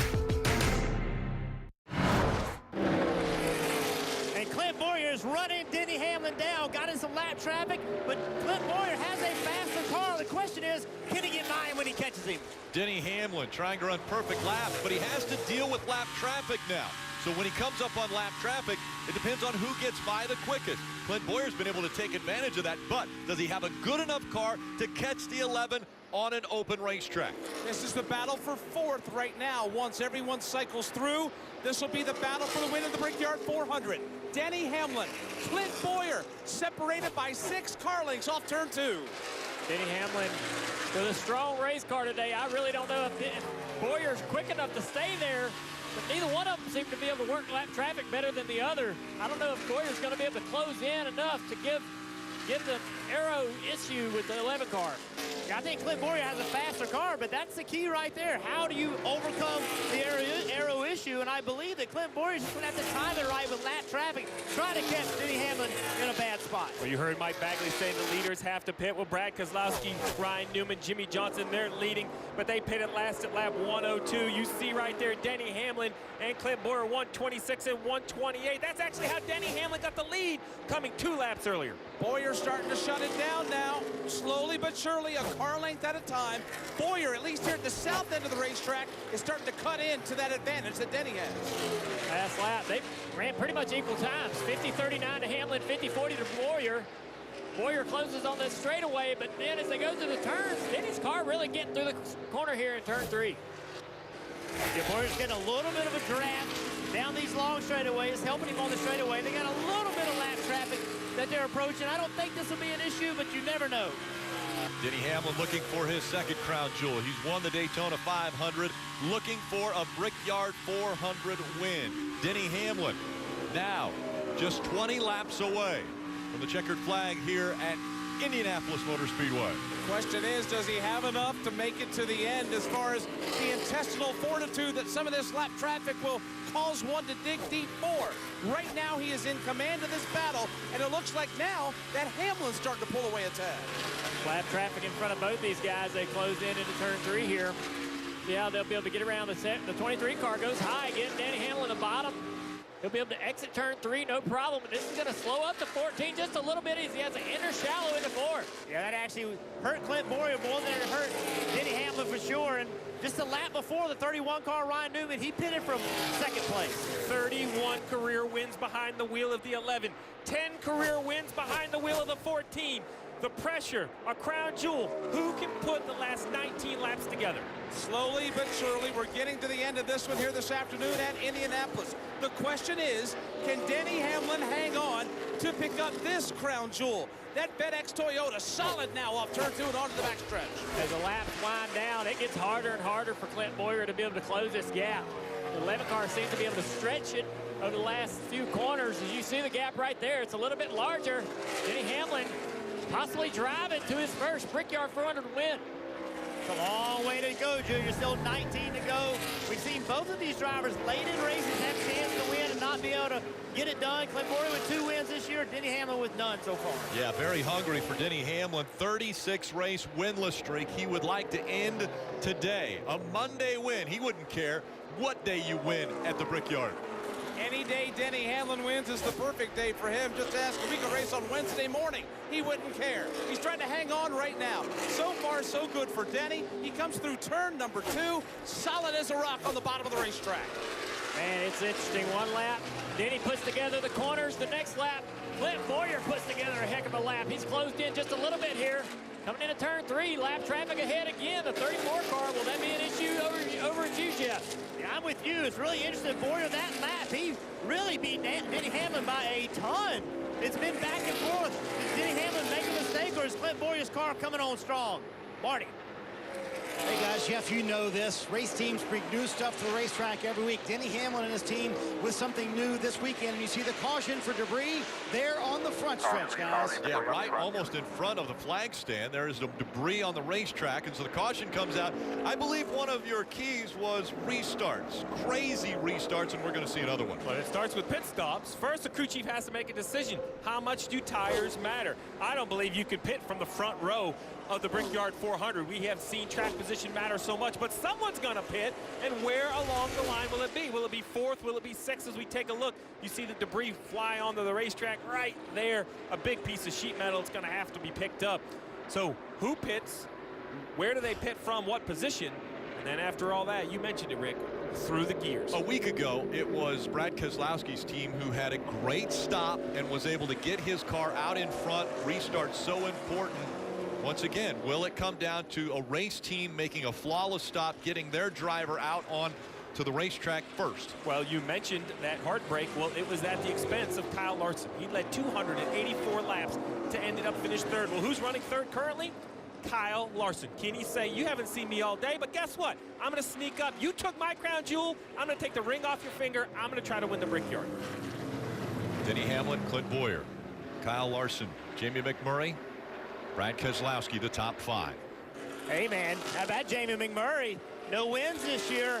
You're talking about a guy that has nothing to lose and everything to gain. Running in 4th right now, Steve. If I'm his crew chief, I'm going to do whatever I can to give him a shot to win this race. If he were to win this race, he's in the playoffs. And that would butt Alex Bowman out. And you have to believe Jamie would follow that by doing whatever he had. The news broke. What did Chip Ganassi say? Jamie McMurray will not be back full-time in the 1 car next year. He can run the 500 for us if he wants to, but that's it. That's his only plans.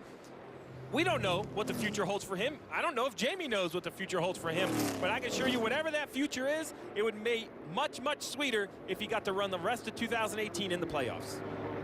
Along with Jamie Murray, I think you got to look back and think Daniel Suarez in 9th position. This is an opportunity for those guys to throw that Hail Mary we've been talking about all week long. Heck, we've been talking about it for a month leading up to this race, that teams will be in position to do something incredibly extraordinary with their pit stop strategy. Steve, is this the moment where one of those guys makes that type of move? Well, I think it's going to be split, right? I mean, the question is, will McMurray start 4th? What do the leaders do? Do they pit? It's going to happen right in front of you, Burton, over there in turn 4. I'm excited to watch it. I'll tell you what, Jamie McMurray, we've seen him win big races. He's won this race before. So, Jamie McMurray, I can promise you, you give him a shot, he is going to bash the gas and do whatever it takes to try to get this win. I really think I have to be on the front row. If I can't start in the front row, I'm thinking tires. I think the 11 stays out, the 14 stays out. But I believe the 42 is going to drag the rest with him. This is what it looks like. Oh, and some guys turned back right, but only a few. McMurray turned back off of pit road to stay out and get that track position. Quite a few cars stayed on the track to stay on the lead lap. And Rick, it sounds like the 42 team was waiting to see what those leaders ahead of him would do. Kyle Larson pitting from the 3rd position. He said he was tight to start, but then freed up a little bit. And Chad Johnston making the call for 4 Goodyear tires, Marty. Kyle Busch has worked his way back up into the top 10. He and Ryan Blaney and Joey Logano all taking advantage here with some fresh tires. We'll see if they can get a very good restart. Going to be 4 for Kyle Busch coming down pit road. Car was a little bit too free on that run. Great stop for the 18 team. With 42.9 will stay in front of them as that race off pit road won by Kyle Larson. Rick, so many cars stayed on the racetrack. It's going to take a lap for me to figure out who's where. We need timing and scoring to refresh, because you mentioned it. Some took the left to come to pit road. Some went back on the racetrack. I think Jamie McMurray saw he was going to line up on the inside, right? He saw the 42 pit, so he said, well, this puts me on the inside. If I can clear whoever's on the outside, you know, if he can somehow clear him off turn 2, you never know. Remember, he can win at this racetrack. He's done it before. Did it back in 2010. It was a big year for Chip Ganassi Racing. He had won the Daytona 500 earlier, wins the Brickyard 400. Chip Ganassi 5 Indy 500 wins as well. So Jamie McMurray, whose future in the Monster Energy Cup Series is up in the air now after the announcement earlier that he will not be full-time in 2019 with Chip Ganassi Racing and that one car. I go back to what Tony Stewart said. You mentioned it. Everything has to go perfect. And there's just something about this race. It just never is smooth. It's never easy. 15 to go. It looks like it's going to be a battle between two drivers. A piece of debris comes on the front stretch. The caution has to be thrown. Then it's the decision to pit. Then the pit crews have to perform. And now it's going to be about restarts. We don't know. 1, 2, 3. We have no idea how many restarts we're going to get. At a place, guys, Jeff Jr., this place is just crazy for restarts through 1 and 2. Oh, it is nuts. And I think you're right. I think Jamie McMurray, I think part of his strategy was he saw one person pit in front of him. That means immediately he picks up one spot, starts on the inside. I think it was a good call. This gives him his best shot to win, but the determination of whether you're going to win or not could happen at the launch. You got to launch well, you got to get through turn 1 well, and then of course through turn 2. And we've seen how crazy they get. Think about last year's race, wreck after wreck after wreck. It's going to get wild here in a few laps. Yeah, I agree. I think that this only works if he's willing to do whatever it takes, and that's you know, that's have the most incredible, probably restart of his life here as he bears down on this field going into turn 1. He's got to be in position to be battling for the lead. Like Steve said, you want to be on that front row. That's where we think it'll be decided between those two guys. But somehow Jamie has to put himself in that position and take those two front spots. Dave. Matt McCall getting some final conversation with the crew and with Jamie, making sure he's not being communicated with. Go ahead. I don't want you to miss anything right now because you stayed out for track position over those tires. How was that decision made? Yeah, I mean, obviously we need track position. You know, I feel like our car's been okay. We got off on the balance to start the race a little bit. Jamie's done a good job maintaining here. And I mean, obviously, how many ever laps are left? 14 or 15? I don't know what it is right now, but we'll see how it pans out. I was going to say, we talked this morning, and you know he's good here, even without practice on most weekends, right? Correct. That's sort of our forte. I don't know if that's a good thing, but it happened more often than not. Happened just last week. 2 times in practice, Marty. They lost an engine, and he still only had 12 laps of practice. Finished 9th at Darlington, hoping for a better day today. Well, Dave, Mike Wheeler and Denny Hamlin have won the Daytona 500, the Southern 500, trying for their 3rd crown jewel now with the Brickyard 400. And what worries you about this restart with 13 to go?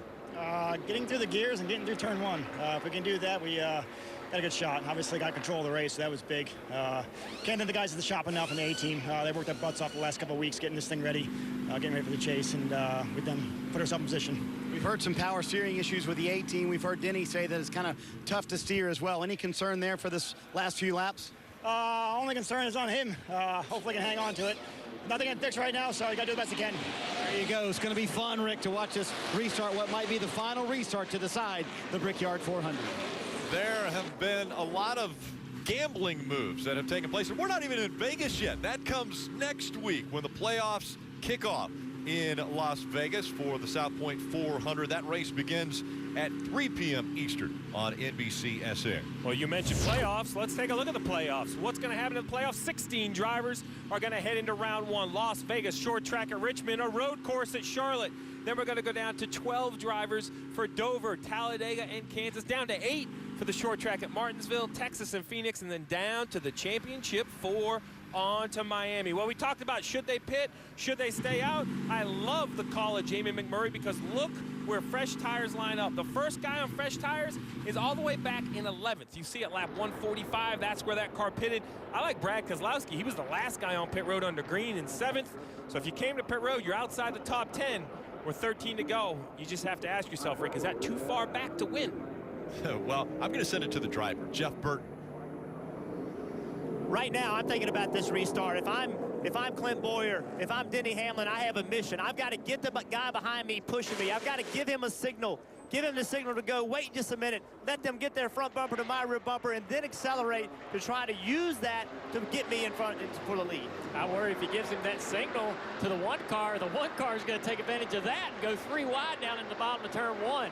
And that could just be terrible for everybody except for Jamie McMurray, obviously. We've seen Clint Bowyer restart on the outside several times today. He's taken the lead many times doing that. I think I'm a Clint Bowyer man. I'm betting on him to take advantage of this restart and take it to Denny Hamlin and be leading off of turn 2. Could this be the final restart? There'll be 12 laps to go. On the inside is Denny Hamlin. FedEx tweeted earlier today, "We deliver possibilities." Well, it's possible. The Brickyard 400 could be won by Denny Hamlin. Back up through the gears they go. Clint Bowyer tucks in behind him.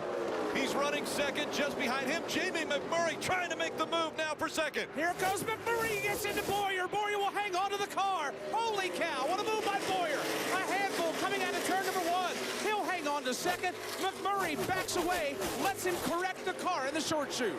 Even with that going on, Denny Hamlin has a tremendous lead. What a jump on that restart.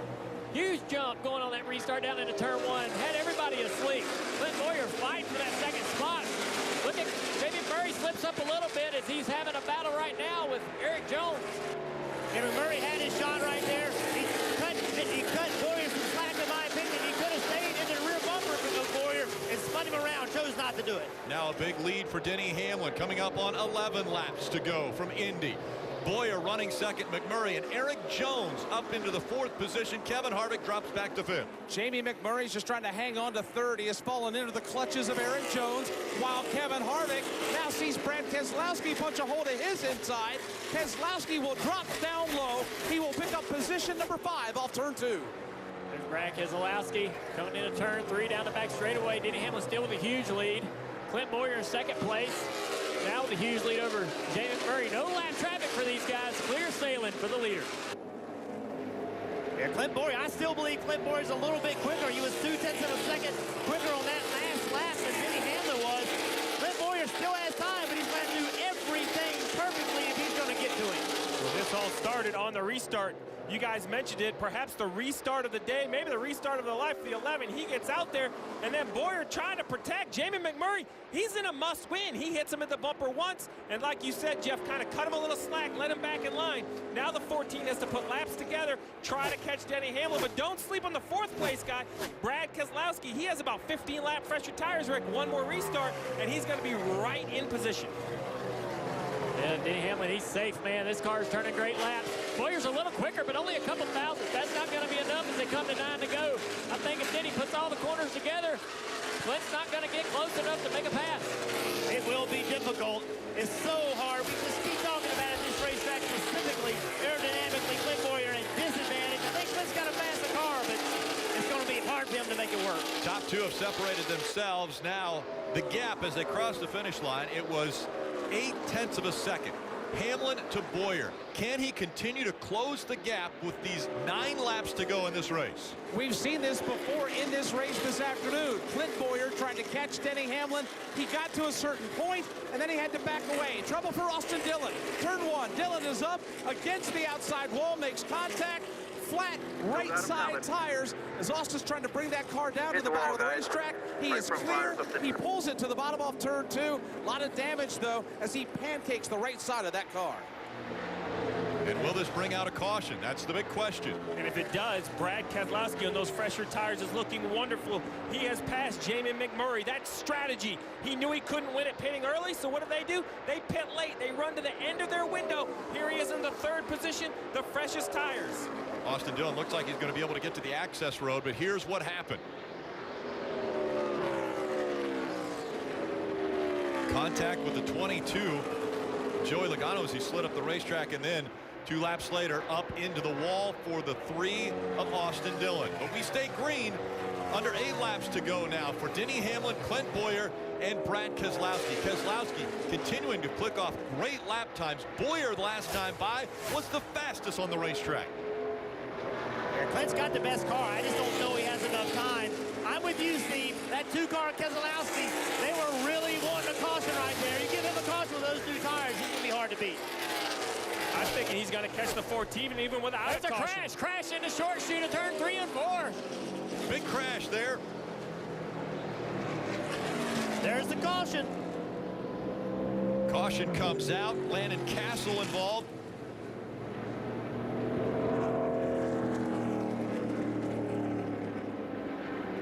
Heavy damage on the 00 of Landon Castle. So he was running 28th.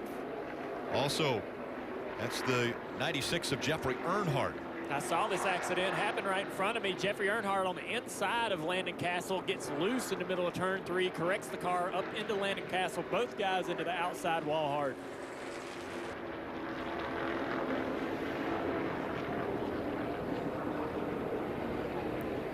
And a ton of damage to the right front. Actually now flames underneath the hood of the 00 of Landon Castle.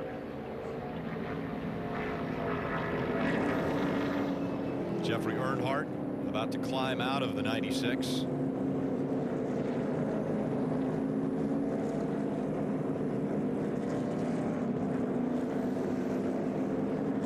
And it now becomes a shootout. Are Denny Hamlin and Clint Bowyer sitting ducks? Well, that last lap, Rick, the 2 of Brad Keselowski was 0.7 of a second faster than the leaders. Will this caution let the leaders cool their tires? Here's a replay of the crash. Jeffrey Earnhardt. You see Jeffrey get loose. It's just side by side through the corner is tough here, and it takes the side force off of the inside car. And if you're in that car, you have to be ready and know that and try to anticipate it. Hard to do, though. And what a huge impact from both of those cars. You see the 00 Landon Castle kind of got squeezed into the wall, and both of those guys hit really hard. We've already seen Jeffrey Earnhardt climb out of the 96. Look at this right here. It just squeezes Castle. That is a major impact for both drivers.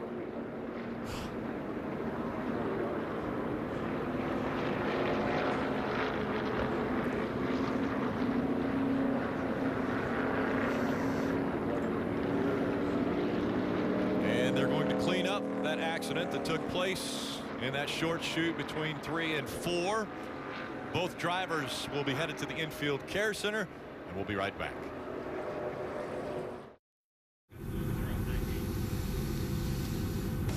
And now, just under 5 laps remaining. Monster Energy Cup Series racing from Indianapolis. Telecast presented by Golden Corral. Up front, Denny Hamlin, Clint Bowyer will make up row 1. Still the decision to be made. Which line will Denny Hamlin choose? He has the option of the inside or the outside. Brad Keselowski, though, a lot fresher tires for Brad Keselowski, who's running 3rd. Jamie McMurray 4th. Eric Jones in 5th. Mention, could it be a new winner here at the Brickyard 400? Okay, well, you mentioned the players, Hamlin, Bowyer, Keselowski. How did we get here? What was the strategies and the choices? Well, Denny Hamlin, he was the first guy to make the call. He was running behind Clint Bowyer. You see Clint Bowyer pass pit road. Denny Hamlin, he hangs a left under green flag, comes to the service of the number 11 FedEx crew. They work flawlessly. A beautiful pit stop, no issue. 2 laps later, Clint Bowyer, the number 14, also does a nice job, comes to pit road. The pit stop looks clean, no issue, but those 2 extra laps cost the 14. You see right here, the 11 takes the lead. The story, though, wasn't just these 2 race cars. Brad Keselowski, he waits 15 laps before he comes to pit road. 15 lap pressure tires. We think it's never going to matter. But Paul Wolfe says you've got to give yourself a chance. This strategy gives him the much fresher tires. He'll be lining up in the 3rd position. Man, that's going to make that front row nervous, Rick. Well, it's going to be exciting once again. We've talked about the restarts and how great they are here at Indianapolis. The first guy that will see them is after they're exiting turn 1 will be Mike Bagley. And Bagman, we have seen some great things today. Yeah, we have. And I think we're getting ready to see some other things as well. Some pleasant for some pleasant for a lot of others. However, it's hold your breath time at Indianapolis. We've seen this play out before. We've seen these late race restarts and then caution after caution after caution. The laps are precious. The time is over, but the time is now for somebody to make a move. The question is, can anybody get around Denny Hamlin and win this race? Dale? On that last restart, Denny Hamlin got an incredible jump. Best we've seen all day long. What will he do this time? Those guys saw that trick. Does he have another trick? Will he try that restart again? And also, these games on the front end of this field on restarts are going to create havoc for everyone in the back of the field. We saw it last year create issues with crashes and so forth. So these last final restarts are going to be very difficult for everyone involved. But what will Denny Hamlin try this time to beat Clint Bowyer and Brad Keselowski down into turn 1? And Junior, I think that's the key. How do you beat Brad Keselowski? Not necessarily into 1, but off of 2. He's got much fresher tires. So I'm wondering if Denny Hamlin shouldn't pick the outside. Put Keselowski on the bottom behind Bowyer. Get that great launch. Beat Bowyer into turn 1. And now Keselowski's a car. You have a car between you and Keselowski. It's a little bit of a gamble, but how else are you going to beat someone with that much fresher tires? I love everything they're saying about the front 2 rows, but 2 guys to keep in mind.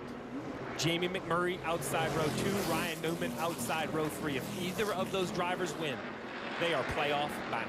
They are currently outside. That is the only ticket available to the playoffs. That pushes Alex Bowman out. Even here we are with 4 laps to go in the regular season. It's still not over. It's still not determined what 16 will go to Las Vegas to race for a championship. McMurray, Newman running 4th and 6th. Could they be the spoilers for Alex Bowman today? Coming back into the restart zone. 3 laps of racing to go to determine the Brickyard 400 winner. Back up through the gears they go. Spinning the tires.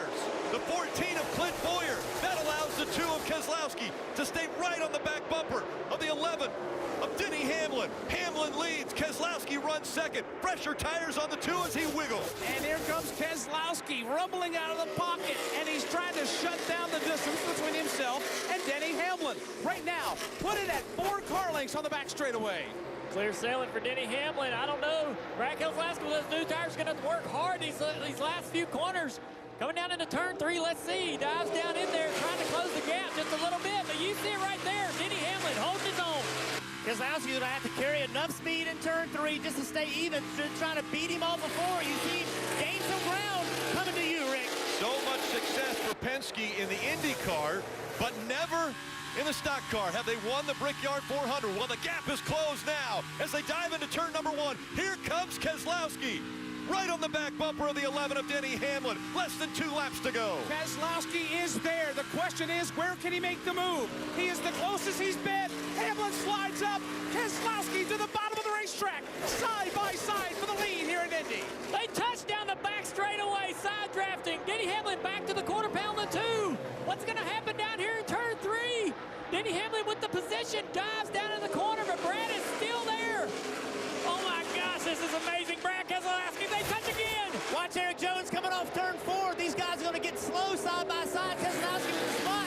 But can Eric Jones get a run and get by Hamlin on the front straightaway? Brad Keselowski takes the lead. 1 lap to go, presented by Credit One Bank. Eric Jones up to 2nd. Keselowski, Jones 1 and 2. Hamlin falls back to 3rd. Holy cow, what a great last handful of laps we've had in Indianapolis. It's about to be the captain and Keselowski getting ready to drive into victory lane at the Brickyard. Keselowski is gone off 2. Roger Penske has never won the Brickyard 400. 2 more corners, and Brad Keselowski is going to bring that gift to the boss man.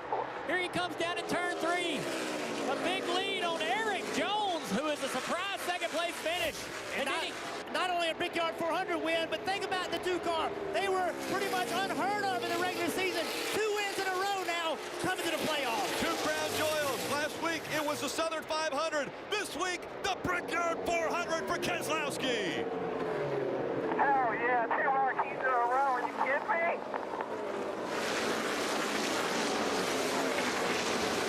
That's unbelievable.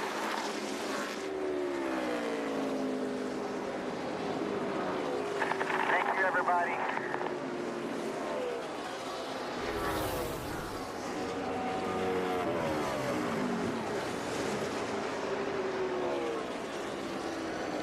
A late race caution puts the 2 in position. The fresher tires starting in the 2nd row. Denny Hamlin, again, a great restart. Was able to pull out front, but the fresher tires and the domination of the 2 wins out to get the Brickyard 400.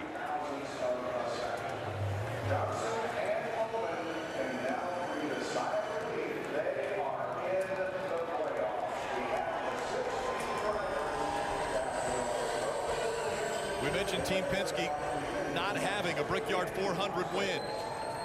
Well, this win for Team Penske overall is win number 499 for that organization. 17 times Roger Penske has won the Indy 500. This is his first Brickyard 400. And the beautiful look of the American flag, once again, the trademark of what Brad Keselowski does. With every win, he will carry the stars and stripes with him. This moment presented by Sunoco, fueling victories all season long. Check the box. Thank you. There you have it. Check the box. Brad K wins in the Monster Energy Cup Series for the second time this year.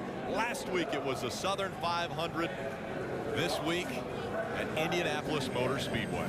There are men like Roger Penske, like Rick Hendrick, major owners in the sport that they race because they love to race. They seem to have everything to deliver them, something they do not have. This for Roger Penske. This racetrack means the most to Roger Penske. He has all the helmets, all the pictures from all 17 Indianapolis 500 victories. He delivered a championship to Roger Penske. Now he's delivered a Brickyard 400. So do you think this helmet goes? I hope Brad doesn't love it, because I don't think he's going to have it next week. This helmet probably will join those 17 winning on these hallowed grounds. First win at Indianapolis since 1999 for Ford. It has been a long time since the Blue Oval has been able to get to victory lane here.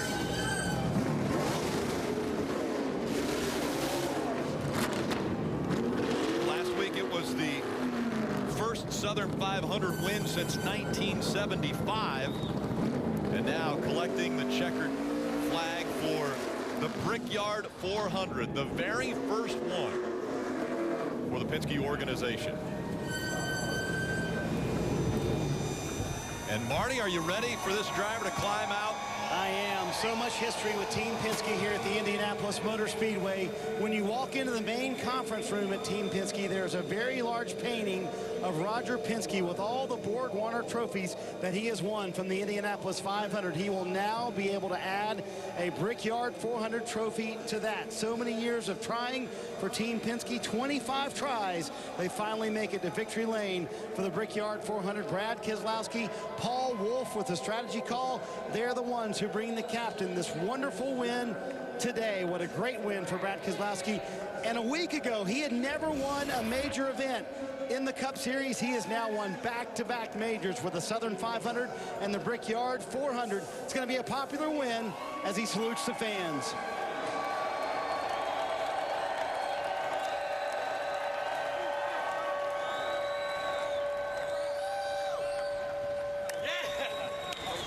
High five for all the guys on the team.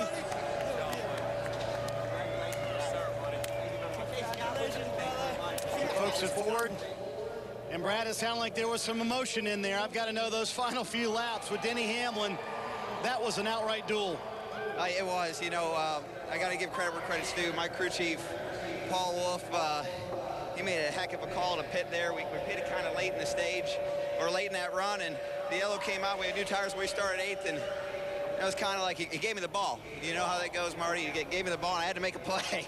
And I'm like, dang, it's going to be tough, but you know, we weren't a dominant car by any means, but Paul and everybody executed an incredible race, and I just had to do my job. And here we are in victory lane at the Brickyard. I wish RP was here. I know he's watching at home, and oh, what a day. You've now won back-to-back majors, and how about these fans who stuck it out on a Monday to see this? Thank you very much, guys. We appreciate you being here. This is the Brickyard. This is awesome. Man, that's great, Marty. Keselowski, a winner here at Indianapolis, bringing the captain the trophy that means the most. One from Indy. Thank you all. We finally got it. You hear it. It took till Monday. That's right, Rick. And why? Because Team Penske is Indianapolis. 17 poles, 17 wins in probably the biggest race in the entire world. Indy 500. They run on the road course as well. He's won the last 4 IndyCar Grand Prix road course races. He's won the Xfinity race back in 2012, and up until today, it had been a 0, but no more. You can cross that off right now. Brad Keselowski, he's delivered 1 to Roger Penske. The captain now has a Brickyard 400. And the tradition continues. The climbing of the fence. Tony Stewart did it with his wins. And Tony said he immediately regretted that decision, but these guys look like they're enjoying every second. Climbing the fence in Indianapolis. The kissing of the bricks will be coming up next. The celebration in Victory Lane.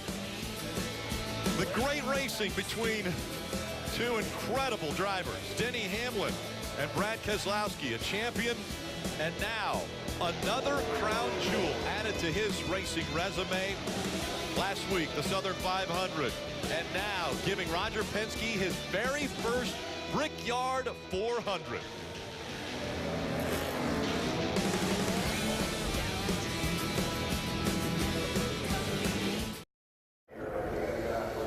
And now the playoff grid is set. The 16 drivers that have an opportunity at the big prize at the end of the season. Now they will work their way through the round of 16, the round of 12, the round of 8, and into the championship 4 with that one chance when they go to Miami to capture the championship. Well, 15 points goes to the regular season champion, and that has now been determined. Kyle Busch, regular season champion, is with Dave. Rick, let's start with today. It was an adventure for Kyle Busch. How would you describe it? Yeah, I guess so. Man, what a ugly day. One of the ugliest ones we've had here at the Brickyard in a long, long time. So that wasn't exactly what we were hoping for or what we wanted out of this M&M's Caramel Camry and for our team, but it's the day we were given. So, you know, we had a lot of ups and downs, mostly downs, and trying to fight back all the time, but just didn't have quite the speed we were looking for either. You know, wish that we could have been faster than what we were, and being able to pass cars easier than what we were able to do. We just didn't have that today. So overall, grand scheme of things, I guess, it's, you know, pretty good day considering we get to go home with cool new hardware and, you know, also some more bonus points in order to get ready for Las Vegas, my hometown, coming up this week and starting our playoffs. Couple of upsides there. He gets 5 more bonus points than anybody else for being the regular season champion. And with the presentation from NASCAR, here's Steve Phelps. All right, thanks, Dave. Hey, Kyle, on behalf of NASCAR and our millions of fans worldwide, I want to congratulate you on being our 2018 Monster Energy NASCAR Cup Series regular season champion. Right on. Kyle, what do you think of that? It's awesome. I mean, it's certainly special. You know, the bonus points mean a lot. The hardware means a lot. Thank NASCAR and Monster Energy and, of course, M&M's, Interstate Batteries, Skittles, all of our partners that make it so possible for us to be able to go out here and achieve our goals. And it's just the first step of that, you know. And they give away a trophy for a regular season championship, so we get to take that home, thankfully. But more importantly, we want to go after the end of the season championship and take home that bigger trophy. All right, here, get the handoff from Steve. And the photo ops will begin for Kyle Busch, regular season champion after today's Brickyard 400. Kelly? Back in Victory Lane now, where the celebration can continue for Brad Keselowski and this 2 crew, who always like to do a Miller Lite shower here in Victory Lane. And for Brad Keselowski, we meet second week in a row. Man, we thought last week's win was a big one with the Southern 500. This one, win 499 for Team Penske, and of course, the first Brickyard. How big is this? Oh, it's incredible. You know, last year, I lost this race almost the exact same way, and to bring it home this way, it feels really good to make up for kind of my mess up last year, and to get Roger Penske his first you know, Cup car win here at the Brickyard is just an incredible feeling. I'm so happy for everybody at Team Penske. Like I said, 499 is great. We were hoping this would be 500 and the Brickyard, but that's okay. We don't care what number it is. It's the Brickyard. We're so excited. And first win for Discount Tire for us in the Cup Series. That's great. They've been so good to us. And this whole team, you know, the call made today was just phenomenal. We weren't the fastest car by far, but this team just never gave up on it, made the most of the strategy, and executed a perfect race. And that's something I'm so proud of. I know you wish Roger Penske was here. You're about to go kiss the bricks, though. What do you think that's going to be like? A little grimy, but good. Grimy never tastes so good. Enjoy. Congratulations. Kelly mentioned it. Roger Penske not here to celebrate this first Brickyard 400 win. As we look at the playoff standings, entering Las Vegas, Kyle Busch, Kevin Harvick will enter with the same amount of points. So playoff points will advance from round to round as long as you advance from one round to the next. And how about Brad Keselowski? Now at the last 2 wins has jumped up into 4th as far as playoff points. And I think that's a big deal. When I look at this standings right here, I look at Alex Bowman, basically all the way through maybe Chase Elliott, even Kurt Busch and Joey Logano. Though those drivers have to be worried in the first round. Remember, 4 are going to be eliminated. They have very little, if no, head start into the round. You mentioned it, Brad Keselowski, not just momentum, but a little safety net. Always great to get rewarded for your efforts. Another name that's on this list in 13th, Denny Hamlin, 2003 points to start the playoffs. Earlier, Parker Kliger caught up with him. Denny Hamlin finishes 3rd with an aggressive battle against Keselowski there in the closing laps. What'd you maybe need to do to hold him off? Not have meaningless guys in the back wreck. I mean, I don't know what they're doing, crashing with a couple laps to go, multiple laps down. Meaningless. But besides that, all those cautions allowed the guys who took tires. It saved their strategy, allowed them to come back up there, and obviously allowed the 2 to kind of rough us up there at the end. So very unfortunate, but it's what happens sometimes. I've heard you and Wheels say throughout this season you've had speed, but you haven't been able to execute. Today looked like a day you really executed. Is this a great momentum into the playoffs? I don't even care about the playoffs at this moment. All I care about is, not winning this race, and it's one that was a big on my list of races I wanted to win, and the team gave me the car that was certainly capable of doing that today, and executed flawlessly on pit lane. The strategy was good, had a fast car, just, circumstances, the cautions killed us at the end, allowed those guys to come up there. That's the sting that comes with missing out on one of the crown jewels of NASCAR. And the celebration will continue for the 2 teams. They'll cherish this one. Well, Team Penske, earlier I had mentioned that Will Power won the Daytona 500. He actually won the Indianapolis 500 earlier this year. There you see the captain celebrating that Indianapolis 500 win. Well, Chip Ganassi has done this, winning the 2 crown jewels at this racetrack in the same year. And now Roger Penske has done it with Will Power and Brad Keselowski claiming the Brickyard 400. As I mentioned, that celebration is going to go on for quite some time. Such a big win. We obviously had to wait until Monday to see it, but it's oh so sweet to be able to kiss the bricks here at Indy. We had to wait till Monday, and we had to wait till the final restart. That is what we've seen out of this Brickyard 400. You heard it in Denny Hamlin's voice, disappointed. It's absolutely on his list to win. He said the team had the strategy, gave him the car. He feels disappointed, but at the end, I think you have to look back and say, I had a chance. But Paul Wolfe, Brad Keselowski, they're always the team. You're scratching your head trying to figure why they're doing what they're doing.